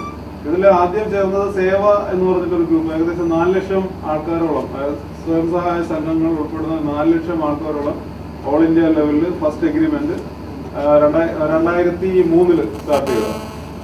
ഇപ്പൊ വന്നിട്ട് നിരവധി സംഘടനകൾ, ഇപ്പോ ഏറ്റവും ലേറ്റസ്റ്റ് ആയിട്ട് പറയുകയാണെങ്കിൽ കേരളത്തിൽ ഈ കുടുംബശ്രീ പോലെ തന്നെ അക്ഷയശ്രീ എന്ന് പറഞ്ഞിട്ടൊരു ഗ്രൂപ്പുണ്ട്. അത് സ്വയം സഹായ സംഘങ്ങളാണ്. അവരാണ് ഏറ്റവും ലേറ്റസ്റ്റ് ആയിട്ട് ഇതിൽ വന്നിരിക്കുന്നത്. അതിന്റെ കീഴിൽ വരുന്ന അവരുടെ സ്വയം സഹായ സംഘങ്ങളിൽ വരുന്ന എല്ലാ മെമ്പേഴ്സിനും അവർ ഈ പ്ലാനിലൂടെയാണ് പെൻഷൻ പ്രൊവൈഡ് ചെയ്യുന്നത്. ഇപ്പൊ നിങ്ങളുടെ ഫീൽഡിൽ നിന്നാണെങ്കിൽ ജിയോജിത്ത്, ഇപ്പൊ രതീഷ് പറഞ്ഞ പോലെ ജിയോജിത്ത് വർഷങ്ങൾക്ക് മുമ്പ് തന്നെ മൈക്രോ പെൻഷൻ ടൈപ്പ് വന്നു. അതനുസരിച്ചിട്ട് ജിയോജിത്തിൽ ജോയിൻ ചെയ്യുന്ന എംപ്ലോയീസിന് മുഴുവൻ ഈ പെൻഷൻ പ്ലാനിലും ഓട്ടോമാറ്റിക്കലി അവർ ജോയിൻ ചെയ്യും. അത് കഴിഞ്ഞ് പിന്നെ കുറച്ചധികം സംശയങ്ങൾ നിങ്ങൾക്കുണ്ടാവും. ഇപ്പൊ ഈ സ്ഥാപനത്തിൽ വർക്ക് ചെയ്തു, നിങ്ങൾ വേറെ സ്ഥാപനത്തിലേക്ക് പോവാം, അല്ലെങ്കിൽ ഇവിടെ നിന്ന് റിട്ടയർ ചെയ്ത് പോവാം, അതിനുശേഷം ഇത് കണ്ടിന്യൂ, അങ്ങനെ ഒരുപാട് സംശയങ്ങളുണ്ട്. അതെല്ലാം നമുക്ക് ഇതിൽ കവർ ചെയ്ത് പോകാം. എന്തായാലും ഞാൻ അധികം ബുദ്ധിമുട്ടിപ്പിക്കില്ല. മാക്സിമം പോയാലൊരു 25-30 മിനിറ്റ് അതിനകത്ത് നമുക്ക് തീർക്കാം. സേവിങ്സ് എല്ലാം ഏണിങ്സ് നമ്മൾ ഗെയിൻ ചെയ്യുന്ന ടൈമാണ്. 60 ഇയേഴ്സ് വരെ നമുക്ക് ഏണിങ്സ് ഉണ്ടാവും. അതിനനുസരിച്ച് പക്ഷെ നമ്മൾ നോക്കിക്കഴിഞ്ഞു കഴിഞ്ഞാൽ നമുക്ക് അതിനനുസരിച്ചുള്ള എക്സ്പെൻസ് ഉണ്ടാവും. അതായത് കുട്ടികളുടെ പഠനം, വീട് വെക്കുക, കുട്ടികളുടെ കല്യാണം, ഇങ്ങനെയുള്ള എക്സ്പെൻസ് ഉണ്ടാവും. അപ്പോൾ ഈ എക്സ്പെൻസ് കഴിഞ്ഞിട്ടാണ് നമുക്ക് എന്തെങ്കിലും അഡീഷണൽ ആയിട്ട് നമുക്ക് 60 വയസ്സിന് ശേഷമുള്ള റിട്ടയർമെന്റിന് വേണ്ടിയിട്ട് നമുക്ക് പ്ലാൻ ചെയ്യാൻ പറ്റുന്നത്. അപ്പോൾ നമുക്കറിയാം ഈ പ്രധാനപ്പെട്ട 3 ഇവന്റിൽ തന്നെ നമ്മുടെ ഏണിങ്സിന്റെ ഒരു 90-95% വരെ നമ്മൾ സ്പെൻഡ് ചെയ്ത് പോകുന്നത് ഈ കുട്ടികളുടെ പഠനം, അല്ലെങ്കിൽ ഹൗസിംഗ്, അല്ലെങ്കിൽ ചൈൽഡ് മാരേജ്, ഇങ്ങനെ ആവശ്യം അനുസരിച്ചിട്ട് നമുക്ക് സ്പെൻഡിങ് ആണ് കൂടുതൽ വരുന്നത്. പക്ഷെ ഈ ഏജിലാണ് നമുക്ക് ഇൻകം ഉള്ളത്. അപ്പോൾ മെജോറിറ്റി നമ്മൾ സ്പെൻഡ് ചെയ്യുന്നതോടൊപ്പം നമ്മൾ സേവിങ്സിന് വേണ്ടിയിട്ട് വളരെ കുറച്ച് എമൗണ്ട് ആണ് മാറ്റി വെക്കുന്നത്. ആ ഒരു പീരീഡാണ് ഈ പറയുന്നത്.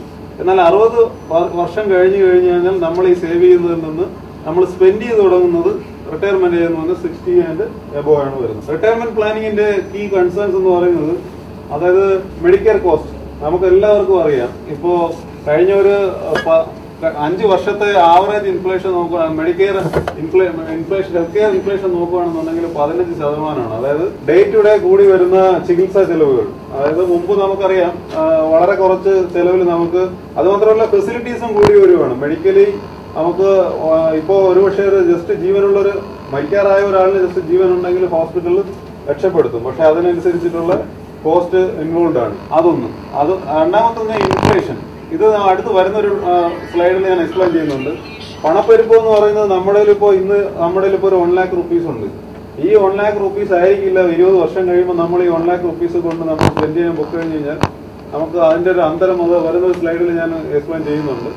ഇൻഫ്ലേഷൻ എന്ന് പറയുന്ന ഒരു വലിയൊരു ഫാക്ടറാണ്. നമ്മൾ ഇൻഫ്ലേഷൻ ബീറ്റ് ചെയ്യുന്ന ഇൻവെസ്റ്റ്മെന്റ്സ് മാത്രമേ നമുക്ക് ഭാവിയിൽ ഒരു റിട്ടയർമെന്റ് ലൈഫ് എന്ന് പറയുന്നത് ഒന്ന് പ്രൊട്ടക്റ്റഡ് ആയിട്ട് നമുക്ക് ഉപയോഗിക്കാൻ പറ്റും. അതുപോലെ തന്നെ ആയുർദൈർഘ്യം മുമ്പെന്ന് പറഞ്ഞു കഴിഞ്ഞാൽ കഴിഞ്ഞ ഒരു 10 വർഷത്തെ നോക്കുവാണെങ്കിൽ നമ്മുടെ ആയുർദൈർഘ്യം 5 വർഷം കൂടിയിട്ടുണ്ട്. അതായത് അതെന്ന് പറയുന്നത് നമ്മുടെ ഒരു എങ്ങനെ കൂടിയെന്ന് ചോദിച്ചു കഴിഞ്ഞു കഴിഞ്ഞാൽ അറിയാലോ, ഇപ്പോ ചികിത്സ ജീവിക്കുന്ന 5 വർഷം കൂടിയെന്ന് പറയുന്ന ആ 5 വർഷവും കംഫർട്ടബിൾ ലൈഫ് അല്ല, മിക്കവാറും എല്ലാം ഈ 5 വർഷം ഹോസ്പിറ്റലാണ്. എന്ന് പറഞ്ഞു കഴിഞ്ഞാൽ ചികിത്സ നമ്മുടെ ഈ ഹെൽത്ത് കെയർ ഏരിയയിൽ വന്നിട്ടുള്ള ഇംപ്രൂവ്മെന്റ് അതിന്റെ ബേസിസിലാണ് 5 വർഷം കൂടെ നമ്മൾ കൂടുതൽ ജീവിക്കുന്നത്. പക്ഷെ ഈ 5 വർഷം എന്ന് പറയുന്നത് മെജോറിറ്റി നമുക്ക് സ്പെൻഡിങ് ആണ് വരുന്നത്, കൂടുതലായിട്ട് വരുന്നത്. അപ്പോൾ കഴിഞ്ഞ ഒരു 10 വർഷം നോക്കുമ്പോഴത്തേക്ക് ഒരു 5 വർഷം ആയുർദൈർഘ്യം കൂടുതലായിട്ട് വരുന്നുണ്ട്.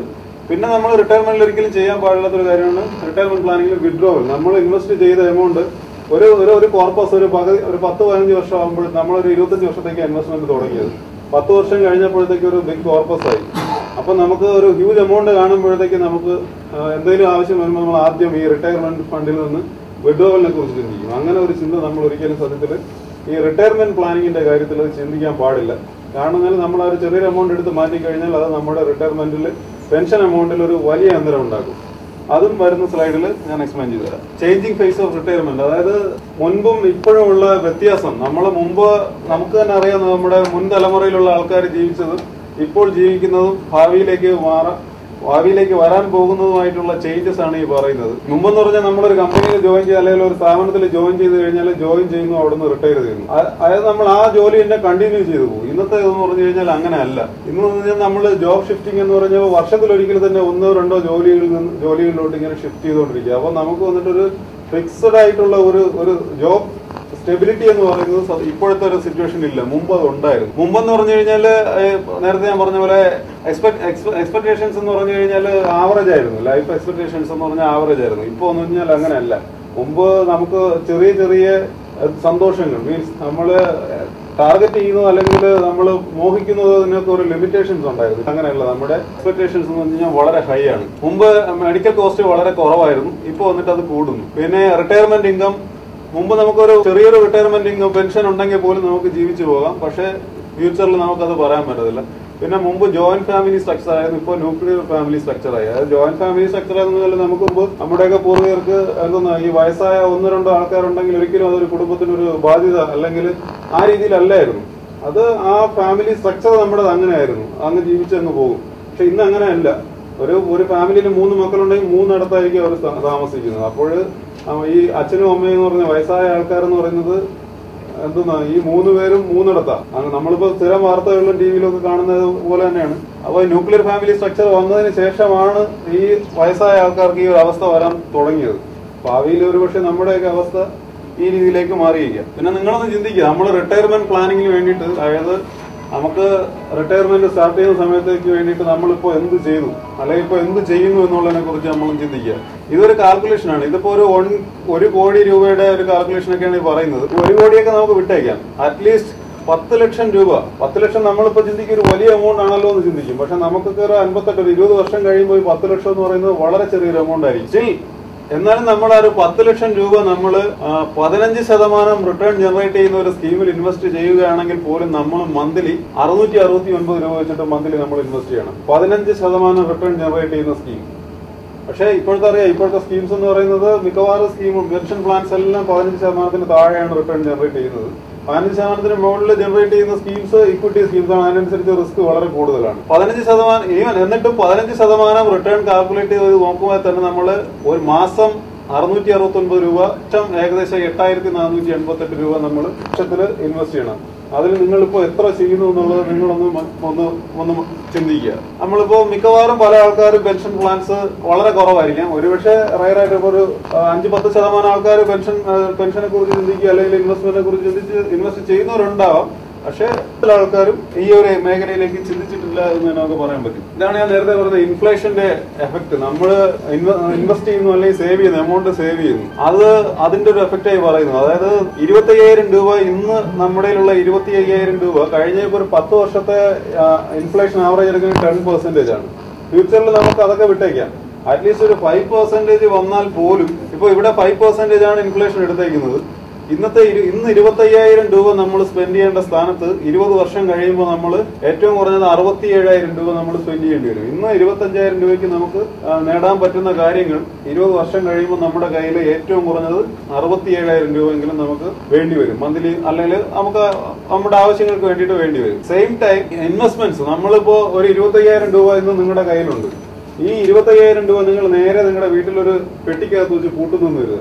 20 വർഷം കഴിഞ്ഞിട്ട് നിങ്ങൾ ആ 25,000 രൂപ നിങ്ങൾ സ്പെൻഡ് ചെയ്യാനായിട്ട് നിങ്ങൾ ഉപയോഗിക്കുകയാണെങ്കിൽ ഇന്ന് ഏകദേശം 9,216 രൂപയ്ക്ക് നമുക്ക് കിട്ടുന്ന സാധനമായിരിക്കും അന്ന് 25,000 രൂപയ്ക്ക് കിട്ടുന്നത്. അപ്പൊ ഇത് നോക്കുമ്പോൾ നമ്മള് നമുക്ക് ആവശ്യം എമൗണ്ട് വളരെ കൂടുതൽ വേണം. എന്നാൽ ഇൻഫ്ലേഷൻ അനുസരിച്ച് നമ്മുടെ സേവിങ്സിന്റെ ആ ഒരു ഇത് മൂല്യം കുറയുകയും ചെയ്യുന്നു. അതാണ് ഈ ഇൻഫ്ലേഷന്റെ എഫക്ട് എന്ന് പറയുന്നത്. പണപ്പെരുപ്പം കാരണം നമുക്ക് കൂടുതൽ ചെലവ് വരുന്നു, എന്നാൽ നമുക്ക് സേവിങ്സ് നമ്മളിപ്പോ ഇൻവെസ്റ്റ് ചെയ്യാതിരിക്കുകയാണെന്നുണ്ടെങ്കിൽ അതിന്റെ മൂല്യം കുറഞ്ഞു വരുവാണ്. അപ്പോ ഇവിടെയാണ് നമ്മുടെ റിട്ടയർമെന്റ് പ്ലാനിങ്ങിന്റെ ആവശ്യം. ഈ 25,000 റുപ്പീസ് ഇൻഫ്ലേഷൻ അനുസരിച്ച് താഴ്ന്നതിന് പകരം നമുക്ക് ഇൻഫ്ലേഷനെ ബീറ്റ് ചെയ്തത് മേളിലേക്ക് പോകണം. അവിടെയാണ് നമ്മൾ റിട്ടയർമെന്റ് പ്ലാൻസിന് ഉപയോഗിക്കുന്നത്. നമ്മൾ റിട്ടയർമെന്റ് പ്ലാൻസ് തന്നെ എന്നല്ല, ഇൻവെസ്റ്റ്മെന്റ് പ്ലാൻസ് നമ്മൾ ഉപയോഗിക്കുന്നത് ബീറ്റ് ചെയ്യാൻ വേണ്ടിയിട്ടാണ് ഞങ്ങൾ ഉപയോഗിക്കാറ്. ഇന്നിപ്പോ റിട്ടയർമെന്റ് പ്ലാനിങ്ങിന് പല രീതിയിൽ ഉപയോഗിക്കാം. അത് ഓരോരുത്തരും ഓരോ രീതിയിലാണ്. ചില ആൾക്കാർ ഫിക്സഡ് ഡെപ്പോസിറ്റ് ചെയ്യും, ചിലർ പ്രോപ്പർട്ടിയിൽ ഇൻവെസ്റ്റ് ചെയ്യും.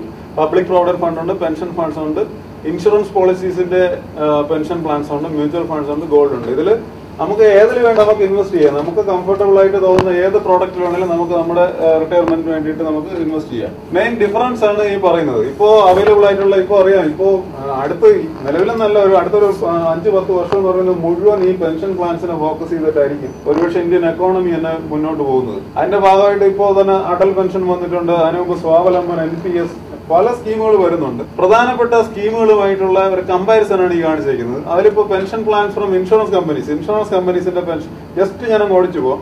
അവർ ഇൻവെസ്റ്റ് ചെയ്യുന്നത് ഫിക്സഡ് ഇൻകം ഡെപ്റ്റിൽ ഇക്വിറ്റിയിലോട്ടാണ് ഇൻവെസ്റ്റ് ചെയ്യുന്നത്. ഏജ് 20 മുതൽ 55 വയസ്സ് വരെയുള്ളവർക്ക് അതിൽ ജോയിൻ ചെയ്യാം.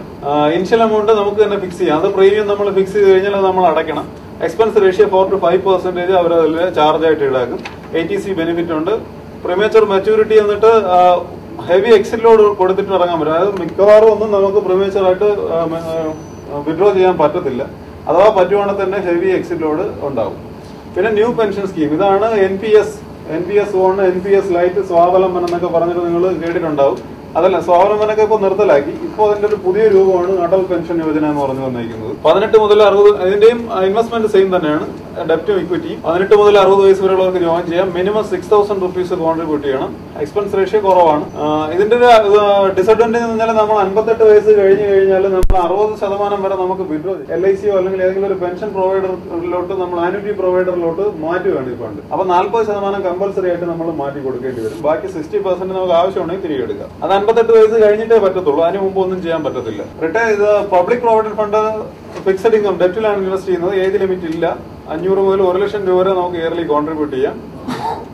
Maturity amount tax benefit 80C അനുസരിച്ചിട്ടുണ്ട്. 15 ഇയേഴ്സിന് മുമ്പായിട്ട് നമുക്ക് 15 ഇയേഴ്സ് ആണ് അതിന്റെ ലോക്ക് ഇൻ പീരീഡ്. പക്ഷെ 6 വർഷം കഴിഞ്ഞിട്ട് പകുതി എമൗണ്ട് വേണമെങ്കിൽ നമുക്ക് തിരികെ എടുക്കാം. പിന്നെ പ്രോവിഡന്റ് ഫണ്ടിന്റെ റേറ്റ് നിങ്ങൾക്ക് അറിയാം, കമ്പാരിറ്റീവ്ലി വളരെ കുറവാണ് റേറ്റ്. പിന്നെ വരുന്നതാണ് ഈ മ്യൂച്വൽ ഫണ്ട് പെൻഷൻ പ്ലാൻസ്. അതിനകത്താണ് നമ്മളിപ്പോ ഈ മൈക്രോ പെൻഷൻ പ്ലാനും വരുന്നത്. അതും ഡെറ്റിലും ഇക്വിറ്റിയിലുമായിട്ടാണ് ഇൻവെസ്റ്റ് ചെയ്യുന്നത്. 18 മുതൽ 65 വയസ്സ് വരെയുള്ളവർക്ക് ജോയിൻ ചെയ്യാം. മിനിമം എമൗണ്ട് 500 റുപ്പീസേ ഉള്ളൂ. മാക്സിമം എക്സ്പെൻസ് എന്ന് പറയുന്നത് 2.25% വരെ മാക്സിമം എക്സ്പെൻസ് പോവാം. ATC ബെനിഫിറ്റ് ഉണ്ട്. ഏറ്റവും വലിയൊരു അഡ്വാൻറ്റേജ് എന്ന് പറയുന്നത് ഈ ഫണ്ടിന്റെ അഡ്വാൻറ്റേജ് എന്ന് പറഞ്ഞാൽ നമുക്ക് എനി ടൈം സ്റ്റോപ്പ് ചെയ്യാം. നിങ്ങൾക്ക് ഇൻവെസ്റ്റ് ചെയ്തിട്ട് ഈവൻ നെക്സ്റ്റ് ഡേ വേണമെങ്കിൽ ഈ ഫണ്ടിൽ നിന്ന് നിങ്ങൾക്ക് എക്സിറ്റ് ഓപ്ഷൻ ഉണ്ട്. അതാണ് ഈ മുഴുവൻ മറ്റുള്ള സ്കീമുകളുമായിട്ട് കമ്പയർ ചെയ്യുമ്പോൾ ഏറ്റവും വലിയൊരു അഡ്വാൻറ്റേജ് അതാണ്. 2-3 അഡ്വാൻറ്റേജസ് പറയുകയാണെങ്കിൽ എക്സ്പെൻസ് റേഷ്യോ കമ്പാരിറ്റീവ്ലി കുറവാണ്. ഈ റിട്ടേൺ കമ്പയർ ചെയ്യുമ്പോൾ ഇപ്പോൾ ഇൻഷുറൻസ് കമ്പനീസിന്റെയോ അല്ലെങ്കിൽ പിന്നെ NPSO പ്രോവിഡന്റ് ഫണ്ടുമായിട്ട് കമ്പയർ ചെയ്യുമ്പോൾ റിട്ടേൺ വൈസ് അതായത് മറ്റുള്ളവരെല്ലാം ബിലോ 10 ആ റേഞ്ചിലാണ് നിൽക്കുന്നത്. പിന്നെ ലിക്വിഡിറ്റി, നമുക്ക് പൈസ ഇടയ്ക്ക് എന്തെങ്കിലും അത്യാവശ്യം വരുവാണെന്നുണ്ടെങ്കിൽ പൈസ തിരിച്ചെടുക്കണമെങ്കിൽ എടുക്കാം. പക്ഷേ റിട്ടയർമെന്റിന് വേണ്ടിയിട്ട് നമ്മൾ ഇൻവെസ്റ്റ് ചെയ്യുന്ന എമൗണ്ട് നമ്മൾ വിഡ്രോവൽ എന്നുള്ള ഒരു ചിന്ത നമ്മൾ മൈൻഡിൽ നിന്ന് അവോയ്ഡ് ചെയ്യുന്നതാണ് എന്തുകൊണ്ട് നല്ലത്. പോർട്ട്ഫോളിയോ കൺസ്ട്രക്ഷൻ, അതായത് ഏതനുസരിച്ചിട്ട് അത് ഞാൻ ടൈം വേസ്റ്റ് ആക്കുന്നില്ല. Mistakes to avoid in retirement planning. നമ്മൾ റിട്ടയർമെന്റ് പ്ലാനിങ്ങിൽ നമ്മൾ അവോയ്ഡ് ചെയ്യേണ്ട കുറച്ച് കാര്യങ്ങളാണ് പറയുന്നത്. അതായത് അണ്ടർ എസ്റ്റിമേറ്റിംഗ് ലോങ്വിറ്റി, അതായത് നമ്മൾ കൂടുതൽ കാലം നമ്മൾ ജീവിക്കില്ല എന്ന് നമ്മൾ തന്നെ അങ്ങ് തീരുമാനിക്കും, അതൊന്ന്. പിന്നെ health care, ignoring rising cost of health care, not going for long time planning, delaying the plan, not saving and investing enough, relying on companies pension plan, ignoring tax implication. ഇതൊക്കെയാണ് നമ്മൾ പൊതുവെ റിട്ടയർമെന്റ് പ്ലാനിങ്ങിൽ നമ്മൾ ശ്രദ്ധിക്കേണ്ട കുറച്ച് കാര്യങ്ങളാണ് ഇതൊക്കെ. നമ്മൾ പൊതുവെ ചിന്തിക്കാറുണ്ട് റിട്ടയർമെന്റ് പ്ലാനിങ് എനിക്ക് ബാധകമല്ല, അല്ലെങ്കിൽ ഹെൽത്ത് കെയർ അത് അപ്പോൾ നോക്കാം, എന്തെങ്കിലും പ്രോബ്ലം വരുവാണെങ്കിൽ നമുക്ക് അപ്പോൾ നോക്കാം എന്നുള്ള രീതിയിൽ. പിന്നെ ഡിലേയിങ് ഏറ്റവും ഇമ്പോർട്ടന്റ് ആയിട്ടുള്ള ഒരു കാര്യമാണ്. നമ്മൾ റിട്ടയർമെന്റ് പ്ലാനിങ്ങിനെ സംബന്ധിച്ചിടത്തോളം ഇന്ന് ഈ സെക്കൻഡില്ലെങ്കിൽ ഇപ്പോൾ തന്നെ ജോയിൻ ചെയ്യുക. കാരണം നമ്മൾ ഒരു ദിവസം ലേറ്റ് ആകുന്നതിനനുസരിച്ചിട്ട് നമ്മുടെ പെൻഷൻ അല്ലെങ്കിൽ റിട്ടേൺ ജനറേറ്റ് ചെയ്യുന്നതിലുണ്ടാകുന്ന വ്യത്യാസം ഞാൻ അടുത്തൊരു സ്ലൈഡിൽ എക്സ്പ്ലെയിൻ ചെയ്തുതരാം. വളരെ ഹ്യൂജ് ആണ്, നമ്മൾ ചിന്തിക്കുന്നതിനൊക്കെ വളരെ അപ്പുറത്താണ്. അപ്പൊ എത്രയും പെട്ടെന്ന് ആ സേർലി നമ്മൾ സ്റ്റാർട്ട് ചെയ്യുക എന്നുള്ളതാണ് റിട്ടയർമെന്റ് പ്ലാനിങ്ങിൽ അത്യാവശ്യം വേണ്ടത്. പിന്നെ relying on companies pension plan, നമ്മളിപ്പോൾ വർക്ക് ചെയ്യുന്ന സ്ഥാപനത്തിന്റെ പെൻഷൻ പ്ലാനിലേക്ക് നമ്മൾ ഫുള്ള് നമുക്ക് ഒരിക്കലും നമുക്കൊന്നും പറയാൻ പറ്റത്തില്ലല്ലോ. മീൻസ് ഓരോ കമ്പനികൾക്കും ഓരോ പെൻഷൻ പ്ലാൻസ് ആണ്, അതിനനുസരിച്ചിട്ട് അതിനെ മാത്രം റിലേ ചെയ്ത് നമുക്ക് ജീവിക്കാൻ പറ്റും. കാരണം നമ്മുടെ ജീവിത സാഹചര്യം 58 വയസ്സ് കഴിയുമ്പോഴത്തേക്ക് അത് നമുക്ക് ഫിക്സ് ചെയ്യാൻ പറ്റത്തുള്ളൂ. അപ്പോൾ അതുപോലെ ടാക്സ് ഇംപ്ലിക്കേഷൻസ്, ഇതെല്ലാം നമ്മൾ റിട്ടയർമെന്റ് പ്ലാനിങ്ങിൽ നമ്മൾ ശ്രദ്ധിക്കേണ്ട കാര്യങ്ങൾ. നമ്മൾ എത്രയും പെട്ടെന്ന് സ്റ്റാർട്ട് ചെയ്യുക എന്നുള്ളതിനൊരു ബെസ്റ്റ് എക്സാമ്പിൾ ആണ് ഈ കാണിച്ചിരിക്കുന്നത്. ഒരു വ്യക്തി 30 വയസ്സ് മുതൽ 60 വയസ്സ് വരെ 10,000 രൂപ വെച്ചിട്ട് മാസം അടയ്ക്കുന്നുണ്ട്. അടച്ചാൽ അയാൾക്ക് 10%, വെറും 10% വെച്ചിട്ട് നോക്കുവാണെങ്കിൽ തന്നെ 60ാമത്തെ വയസ്സിൽ അദ്ദേഹത്തിന് ഏകദേശം 2.25 കോടി 2.27 കോടി രൂപയോളം ഏകദേശം അദ്ദേഹത്തിന്റെ ഇൻവെസ്റ്റ്മെന്റിന് വാല്യുവേഷൻ ഉണ്ടാവും. സെയിം ടൈം ഇത് 30 വയസ്സിൽ തുടങ്ങുന്നു. ഒരാൾ വെറും 5 വർഷം കഴിഞ്ഞിട്ട് 35ാമത്തെ വയസ്സിൽ തുടങ്ങി 60ാമത്തെ വയസ്സ് വരെ സെയിം എമൗണ്ട് 10,000 രൂപ തന്നെ അയാൾ അടയ്ക്കുകയും ചെയ്യുന്നുണ്ട്. അങ്ങനെയാണെങ്കിൽ അദ്ദേഹത്തിന് ഉണ്ടാകുന്ന വാല്യൂ എന്ന് പറഞ്ഞാൽ വെറും 76 ലക്ഷം രൂപയാണ്. അതായത് വ്യത്യാസം എന്ന് പറയുന്നത് ഏകദേശം 56 ലക്ഷം രൂപയുടെ മിനിമം ഡിഫറൻസ് നമുക്ക് ഈ ഒരു 5 വർഷം നമ്മൾ ഡിലേ ആയത് കാരണം വ്യത്യാസം വരുന്നുണ്ട്. അതായത് കോമ്പൗണ്ടിങ് എന്ന് പറയും. കോമ്പൗണ്ടിങ് നിങ്ങൾക്ക് പല പ്രസന്റേഷൻസിന് SIP-യുടെ പ്രസന്റേഷനൊക്കെ എടുത്തിട്ടപ്പോൾ നിങ്ങൾക്ക് അറിയാവും. കോമ്പൗണ്ടിങ് എന്ന് പറയുമ്പോൾ അറിയാമല്ലോ, നമ്മുടെ ഇൻവെസ്റ്റ്മെന്റ്സ് നമ്മൾ സ്റ്റാർട്ട് ചെയ്ത് കഴിഞ്ഞു കഴിഞ്ഞാൽ അത് വർഷങ്ങൾ കഴിയുന്നതോറും compounding effect SIPs mainly work out ചെയ്യുന്നത് അങ്ങനെയാണ്. നമ്മുടെ ഒരു മിനി SIP ആണ് ഈ മൈക്രോ പെൻഷൻ എന്ന് പറഞ്ഞ് ഉദ്ദേശിക്കുന്നത്. മാസം തോറും ചെറിയ എമൗണ്ട് വരുമ്പോൾ അതിനനുസരിച്ചിട്ട് അതിന്റെ കോമ്പൗണ്ടിങ് എഫക്റ്റ് ആണ് നമ്മുടെ ടോട്ടൽ കോർപ്പസിൽ ഉണ്ടാവുക. അതെന്ന് പറയുന്നത് ഹ്യൂജ് ആണ്.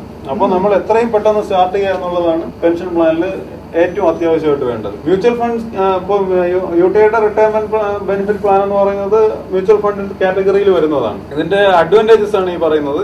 Long time capital growth, SIP, അത് നമുക്കറിയാലോ. SIP മൈക്രോ പെൻഷൻ എന്ന് പറയുന്നത് ഒരു SIP മോഡാണ്. Multi option to choose from, അതായത് നമുക്ക് ചൂസ് ചെയ്യാം, ഏത് ഓപ്ഷൻ വേണമെന്നുള്ളത് ചൂസ് ചെയ്യാം.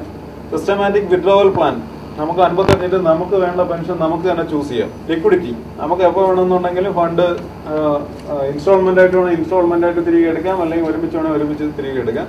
പിന്നെ ടാക്സ് എഫിഷ്യന്റ് വേണം. അതാണ് മെയിൻലി മ്യൂച്വൽ ഫണ്ട്സുകളുടെ കീഴിൽ വരുന്ന പെൻഷൻ പ്ലാൻസിന്റെ അഡ്വാൻറ്റേജസ്. ഇതാണ് UTI മ്യൂച്വൽ ഫണ്ടിന്റെ പെൻഷൻ പ്ലാന്റെ സിംപ്ലി ഉള്ളൊരു രൂപം എന്ന് പറയുന്നത്. അതായത് 60-40. ഞാൻ പ്രസന്റേഷൻ കവർ ചെയ്ത് പോകുന്നില്ല, ഞാൻ സിമ്പിൾ ആയിട്ട് ഞാൻ പറഞ്ഞുതരാം. പ്രസന്റേഷൻ കവർ ചെയ്ത് പോകണമെങ്കിൽ ഒരു 4-5 സ്ലൈഡ് കൂടെ ഉണ്ട്, വെറുതെ ടൈം സിമ്പിൾ ആയിട്ട് ഞാൻ പറഞ്ഞുതരാം. ബാലൻസ്ഡ് ഫണ്ട് എന്ന് പറയും. അതായത് മ്യൂച്വൽ ഫണ്ട് ഇൻഡസ്ട്രിയിൽ ബാലൻസ് ഫണ്ട് കാറ്റഗറിയിൽ വരുന്ന ഒരു ഫണ്ടാണ് റിട്ടയർമെന്റ് ബെനിഫിറ്റ് പ്ലാൻ.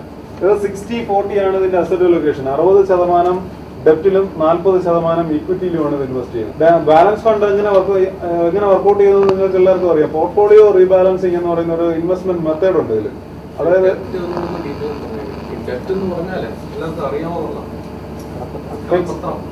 ബോൺസ്, അതായത് ഡെപ്റ്റ് എന്ന് പറയുന്നത് സേഫ് ആയിട്ടുള്ള ഇൻവെസ്റ്റ്മെന്റ്. അതായത് നമുക്കറിയാലോ, ഇപ്പൊ ഓരോ കമ്പനീസ്, ഗവൺമെന്റ് കമ്പനീസ് ഒരു ടെനർ വെച്ചിട്ട് ഇപ്പൊ 5 വർഷം 3 വർഷം 10 വർഷത്തേക്ക് ഇഷ്യൂ ചെയ്യുന്ന പേർപ്പസിനാണ് ഡെറ്റ് പേർപ്പസ് എന്ന് പറയുന്നത്. അതിന് വന്നിട്ട് ഫിക്സഡ് ഇൻട്രസ്റ്റ് ആയിരിക്കും ഇപ്പൊ കമ്പനി ഓഫർ ചെയ്യുന്നത്. ഇപ്പോ നിങ്ങൾക്ക് അറിയാമായിരിക്കും, ഇടയ്ക്കിടയ്ക്ക് വരാറുണ്ട് ബോൺസ് ഇഷ്യൂ ചെയ്യുമ്പോഴത്തേക്ക് 9.2 അല്ലെങ്കിൽ 9.5 അല്ലെങ്കിൽ 8.5 പല റേറ്റ് ആണ് വരുന്നത്. ഇപ്പൊ ഓരോ കമ്പനികൾക്കും അത് വ്യത്യാസം വന്നുകൊണ്ടേയിരിക്കും. ഒരുവിധം റേറ്റഡ് നല്ല ടോപ്പ് കമ്പനീസ് ആകുമ്പോൾ അവരുടെ റേറ്റ് വളരെ കുറവായിരിക്കും. 8.1 അല്ലെങ്കിൽ 8% ഒക്കെ ഇപ്പോൾ ടോപ്പ് കമ്പനീസ് കൊടുക്കത്തുള്ളൂ. സെയിം ടൈം ഒരു മിഡ് ക്യാപ് കമ്പനി അല്ലെങ്കിൽ ഒരു സ്മോൾ ക്യാപ് കമ്പനി അല്ലെങ്കിൽ 12% 13% കൊടുക്കും. പക്ഷെ അവിടെ വരുന്നത് ക്രെഡിറ്റ് റിസ്ക് എന്ന് പറയും. അതായത് നമ്മൾ റേറ്റ് കൂടിയ ബോൺസ് മേടിക്കുമ്പോൾ അതിന് റീപേയിങ് കപ്പാസിറ്റി ഒരു പക്ഷേ വളരെ റേറ്റിംഗ് കുറഞ്ഞ കമ്പനീസിലാണെങ്കിൽ റീപേയിങ് കപ്പാസിറ്റി അവർ ചിലപ്പോൾ നമുക്ക് ഫണ്ട് തിരികെ കിട്ടണമെന്ന് നിർബന്ധമൊന്നുമില്ല.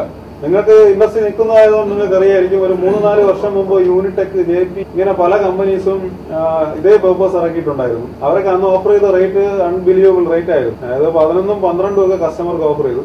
ഇന്ന് ആ കസ്റ്റമറുടെ അവസ്ഥ നിങ്ങൾക്ക് അറിയായിരിക്കും. കഴിഞ്ഞ 3 ക്വാർട്ടറായിട്ട് അവർക്ക് ഇൻട്രസ്റ്റ് കിട്ടുന്നില്ല. അതാണ് ഈ ഷോർട്ട് ടേം മീൻസ് ഈ ചെറിയ കമ്പനീസ് അതുപോലെ റേറ്റിംഗ് കുറഞ്ഞ കമ്പനീസിൽ ഇൻവെസ്റ്റ് ചെയ്യുമ്പോഴുള്ള നെഗറ്റീവ്സ് അതാണ്. പക്ഷേ നമ്മൾ യുഡിയെ സംബന്ധിച്ചിടത്തോളം AAA റേറ്റിംഗ് മിനിമം ആണ്. അവർക്ക് അന്ന് യൂണിടെക്കിനൊക്കെ അന്നുണ്ടായിരുന്ന റേറ്റിംഗ് എന്ന് പറഞ്ഞാൽ -BB ഒക്കെ ആയിരുന്നു. നമ്മുടെ AAA റേറ്റിംഗ് ക്രിസിലിന്റെ മിനിമം റേറ്റിംഗ് AAA ഉള്ള പേർപ്പസിന് മാത്രമേ ഇൻവെസ്റ്റ് ചെയ്യുള്ളൂ. അങ്ങനെ വരുമ്പോഴത്തേക്കും അത് വരുന്നത് ഒന്നുകിൽ ഇന്ത്യയിൽ തന്നെ ടോപ്പ് കമ്പനീസ് അതല്ലെങ്കിൽ ഗവൺമെന്റ് പേർപ്പസ്. ഇപ്പൊ റിട്ടയർമെന്റ് പ്ലാനിനെ സംബന്ധിച്ചിടത്തോളം പറയുവാണെങ്കിൽ 30% ഇൻവെസ്റ്റ് ചെയ്യുന്നത് ഗവൺമെന്റ് ഓഫ് ഇന്ത്യ ബോൺസിലാണ് ഇൻവെസ്റ്റ് ചെയ്യുന്നത്.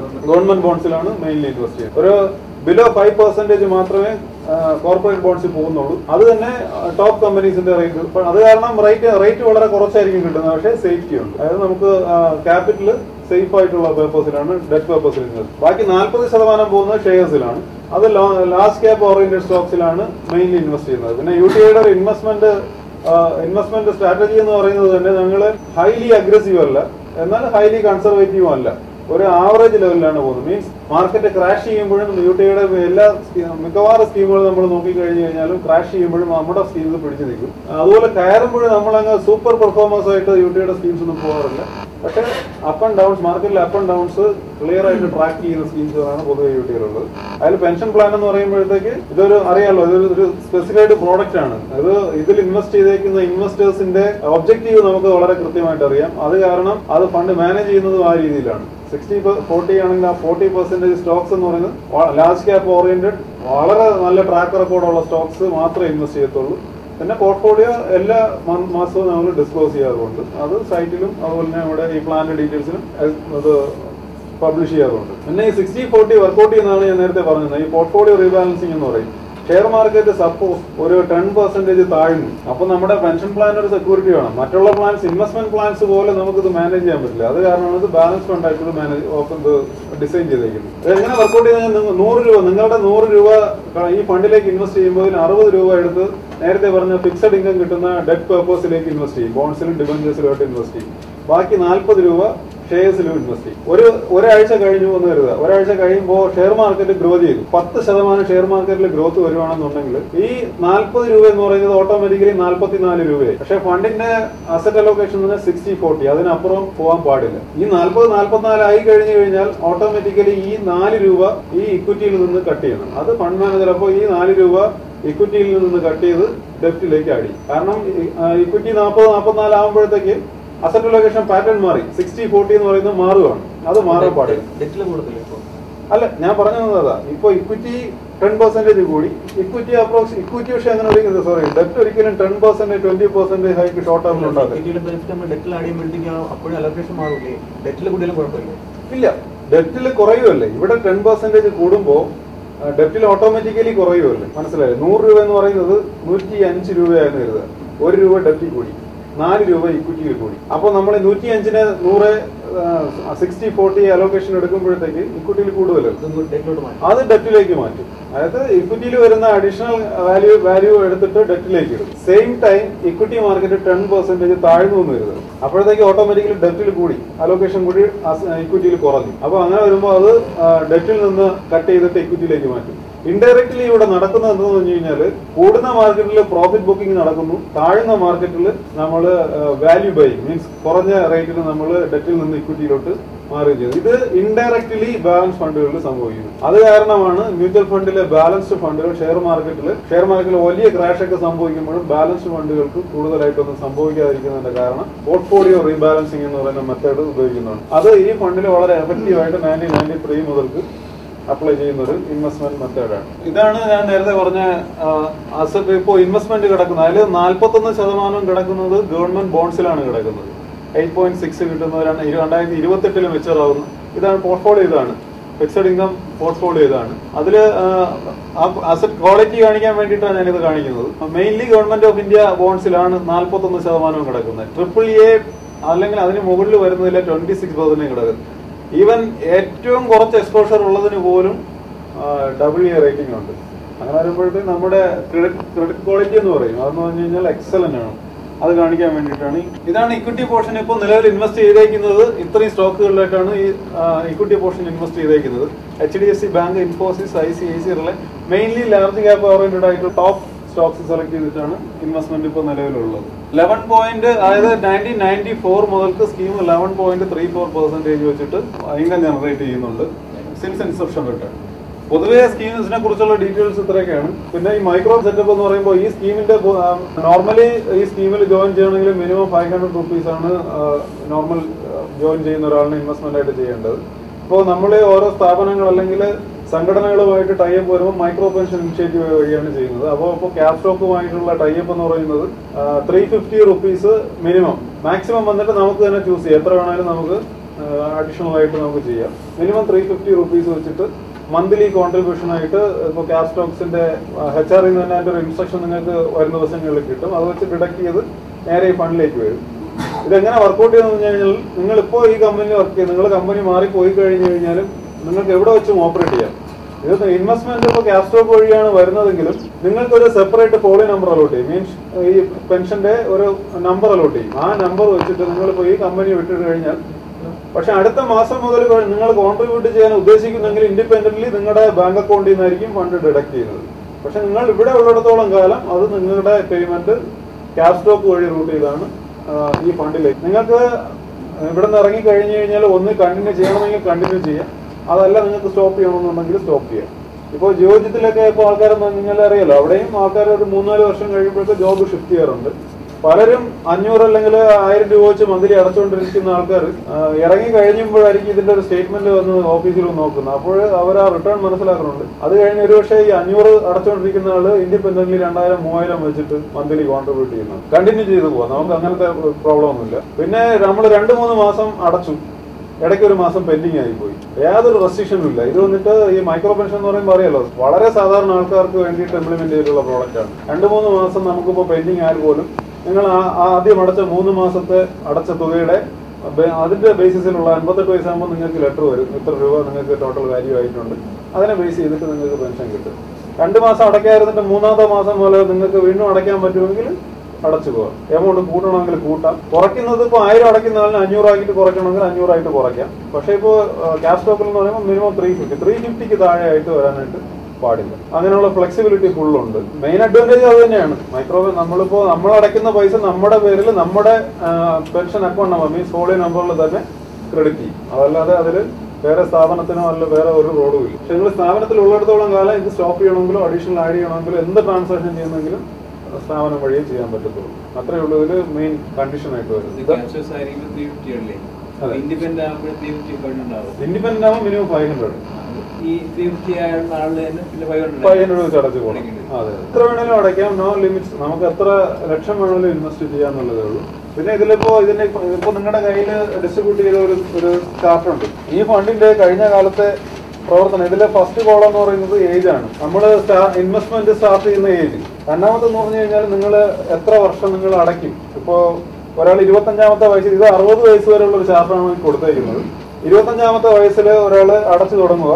ഇത് 500 രൂപ വെച്ച് അടയ്ക്കുന്ന ചാർട്ടാണ് ഈ കാണിച്ചിരിക്കുന്നത്. 25-ാമത്തെ വയസ്സ് മുതൽ അയാൾ അടയ്ക്കുകയാണെങ്കിൽ അയാൾ ആകെ അടയ്ക്കുന്നത് 2,10,000 രൂപ അടയ്ക്കും. 60-ാമത്തെ വയസ്സിൽ ടോട്ടൽ കോർപ്പസ് എന്ന് പറയുന്നത് ഏകദേശം 24,64,000 രൂപ ഉണ്ടാവും. മന്ത്ലി 22,588 രൂപ വെച്ചിട്ട് കറന്റ് പെർഫോമൻസ് വെച്ചിട്ട് നമുക്ക് പെൻഷൻ കിട്ടും. അതായത് 25 വയസ്സുള്ള ഒരു വ്യക്തി ഇന്ന് മുടക്കുന്ന മന്ത്ലി 500 രൂപ മുടക്കുന്ന ഒരാളിന് 60-ാമത്തെ വയസ്സിൽ 22,000 രൂപ വെച്ചിട്ട് മന്ത്ലി പെൻഷൻ കിട്ടും. ഇത് 500ന്റെ മൾട്ടിപ്പിൾസ് നമ്മളിപ്പോൾ 1000 അടയ്ക്കുന്നെങ്കിൽ അതിന്റെ ഡബിൾ ആയിരിക്കും. അപ്പോൾ ഇതിന്റെ പക്ഷേ സെയിം ടൈം നിങ്ങൾ ലാസ്റ്റ് ഒരു 50-ാമത്തെ വയസ്സിൽ നോക്കിക്കഴിഞ്ഞാൽ 50-ാമത്തെ വയസ്സിൽ അടയ്ക്കുന്ന ആള് 60,000 അടയ്ക്കും. എന്നാൽ അയാൾക്ക് കിട്ടുന്നത് 995 ഉള്ളൂ. ഇതാണ് ഇതിന്റെ ഒരു ഇമ്പോർട്ടൻസ്. നമ്മൾ എത്രയും പെട്ടെന്ന് തുടങ്ങുന്നത്, അതുമാത്രമല്ല എമൗണ്ട് മാക്സിമം നമ്മൾ നമ്മുടെ യങ് ഏജിൽ നമ്മൾ അക്യുമുലേറ്റ് ചെയ്യുവാണെങ്കിൽ അതിനനുസരിച്ചിട്ടുള്ള ഹെവി റിട്ടേൺ ആയിരിക്കും നമുക്ക് പെൻഷൻ ആയിട്ട് കിട്ടുന്നത്. കോർപ്പസ് അത് നമുക്ക് ചൂസ് ചെയ്യാം. ഇപ്പോ 60-ാമത്തെ വയസ്സിലെങ്കിൽ 58-ന് ശേഷം ഇപ്പോൾ പെൻഷൻ ഓപ്റ്റ് ചെയ്യാം. 10 ലക്ഷം രൂപ കോർപ്പസ് ഉണ്ട്. പക്ഷേ മന്ത്ലി പെൻഷൻ ഇപ്പോൾ ചൂസ് ചെയ്യുന്നത് ഇപ്പോൾ ഫണ്ടിന്റെ ഒരു ആവറേജ് റിട്ടേൺ ഒരു 11 വെച്ചിട്ടാണ് നമുക്ക് കാൽക്കുലേറ്റ് ചെയ്യുന്നത്. പക്ഷെ ഒരു 15% വെച്ചിട്ടാണ് പെൻഷൻ മേടിക്കുന്നതെങ്കിൽ അത് ക്യാപിറ്റൽ കുറയും. അതിൽ നിന്ന് ഡിഡക്ട് ചെയ്തായിരിക്കും. മിനിമം റിട്ടേൺ വെച്ച് നമ്മൾ പെൻഷൻ എടുക്കുകയാണെന്നുണ്ടെങ്കിൽ കുറയത്തില്ല, കണ്ടിന്യൂ കിട്ടിക്കൊണ്ടിരിക്കും.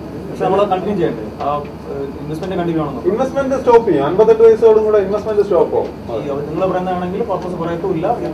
റിട്ടേൺ കിട്ടിക്കൊണ്ടിരിക്കും. നമ്മൾ മിനിമം റിട്ടേൺ വെച്ചിട്ട് പെൻഷൻ എടുക്കുവാണെങ്കിൽ. പക്ഷെ മിക്കവാറും ആൾക്കാർ ചെയ്യുന്നതെന്ന് പറഞ്ഞാൽ ഈ കോർപ്പസ് എല്ലാം ഒരു 80 വയസ്സോടും കൂടെ തീരണം, ആ കണക്കിന് വിഡ്രോൾ എടുക്കും.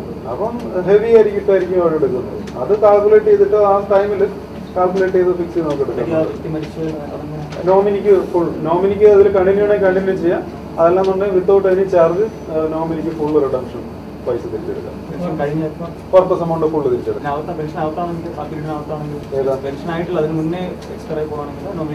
നോമിനിക്ക് കണ്ടിന്യൂ ചെയ്യണമെങ്കിൽ ചെയ്യാം. അതല്ലാന്നുണ്ടെങ്കിൽ സ്റ്റോപ്പ് ചെയ്ത് ഫുൾ എമൗണ്ട് തിരിച്ചെടുക്കാം. ലംസം ചെയ്യാം, ഒരു ലിമിറ്റ് ഒന്നുമില്ല. ഇപ്പൊ സാധാരണ ചെയ്യാം. ആ നമ്പർ നോട്ട് ചെയ്തിട്ട് ചെയ്യാം. മിക്കവാറും ആൾക്കാർ ഇപ്പോൾ ഒരു 40-45 വയസ്സൊക്കെ ആയി കഴിഞ്ഞു കഴിഞ്ഞാൽ ഒരു ലംസം എമൗണ്ട് ചെയ്തിട്ടാണ് പിന്നെ SIP ചെയ്ത് പോകുന്നത്. പിന്നെ നമുക്ക് തോന്നിയേക്കാം, അതായത് ഒരു 10-11% എന്ന് പറയുന്നത് ഒരു വലിയൊരു അട്രാക്റ്റീവായിട്ട് നിങ്ങൾക്ക് തോന്നത്തില്ല ഇന്നത്തെ അവസ്ഥയിൽ. പക്ഷേ ഒരു 2008-2009 ഈ ഫീൽഡിൽ നിന്നിട്ടുള്ളവർക്ക് മനസ്സിലാവും നമ്മളെ സംബന്ധിച്ചിടത്തോളം ഈ എക്കോണമി എന്ന് പറയുന്നത് എന്ത് സംഭവിക്കാം, ഒരു സുനാമി വരാം, എന്ത് സംഭവിക്കും. ഇക്വിറ്റി മാർക്കറ്റ് എന്ന് പറയുന്നത് ഒരിക്കലും നമുക്ക് പ്രൊഡിക്ട് ചെയ്യാൻ പറ്റില്ല.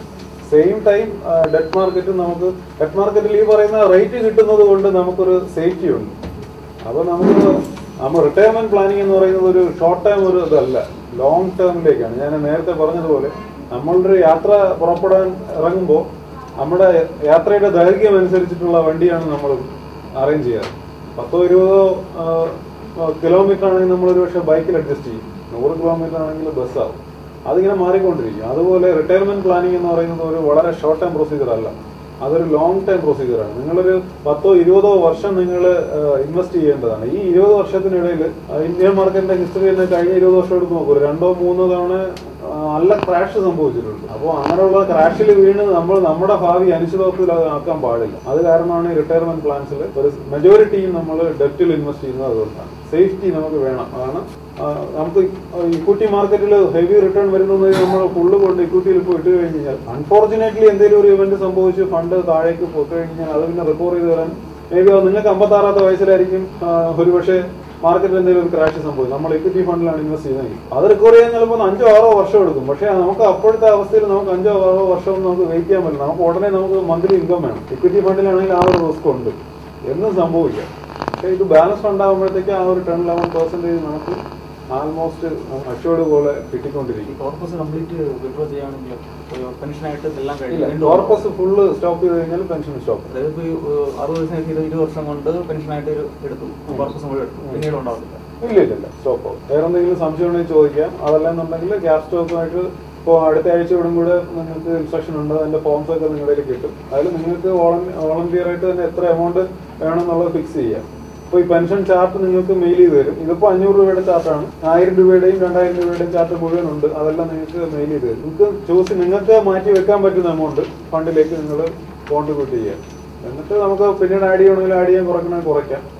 മാക്സിമം നമ്മൾ ഇതൊരു ഒരു വളരെ സീരിയസ് ആയിട്ട് എടുക്കേണ്ട ഒരു ടോപ്പിക്കാണ്. അത് നമ്മൾ മനസ്സിൽ വയ്ക്കും. ഇതിനെക്കുറിച്ച് സംസാരിക്കാനുള്ളൂ. വേറെ എന്തെങ്കിലും സംശയം ഉണ്ടെങ്കിൽ ചോദിക്കാം. 10 ലക്ഷം എടുക്കുവാണെങ്കിൽ ആ 10 ലക്ഷത്തിനെ അനുസരിച്ചായിരിക്കും നമുക്ക് പെൻഷൻ കിട്ടുന്നത്. ബാക്കി മെച്യൂരിറ്റി നമുക്ക് മീൻസ് എന്തെങ്കിലും എപ്പോഴും വിഡ്രോ ചെയ്യണമെന്നുണ്ടെങ്കിൽ ആ ബാക്കി 10 നമുക്ക് കിട്ടും. പ്ലസ് അതിന്റെ അപ്രീസിയേഷൻ, അന്നേരമുള്ള അപ്രീസിയേഷൻ കൂടെ കിട്ടും. ഇത്രയേ ഉള്ളൂ പൊതുവെ സ്കീമിനെ കുറിച്ച്. വേറെ സംശയം ഉണ്ടെങ്കിൽ ചോദിക്കാം. ഇല്ലെങ്കിൽ താങ്ക് യു സോ മച്ച്. കഴിഞ്ഞു.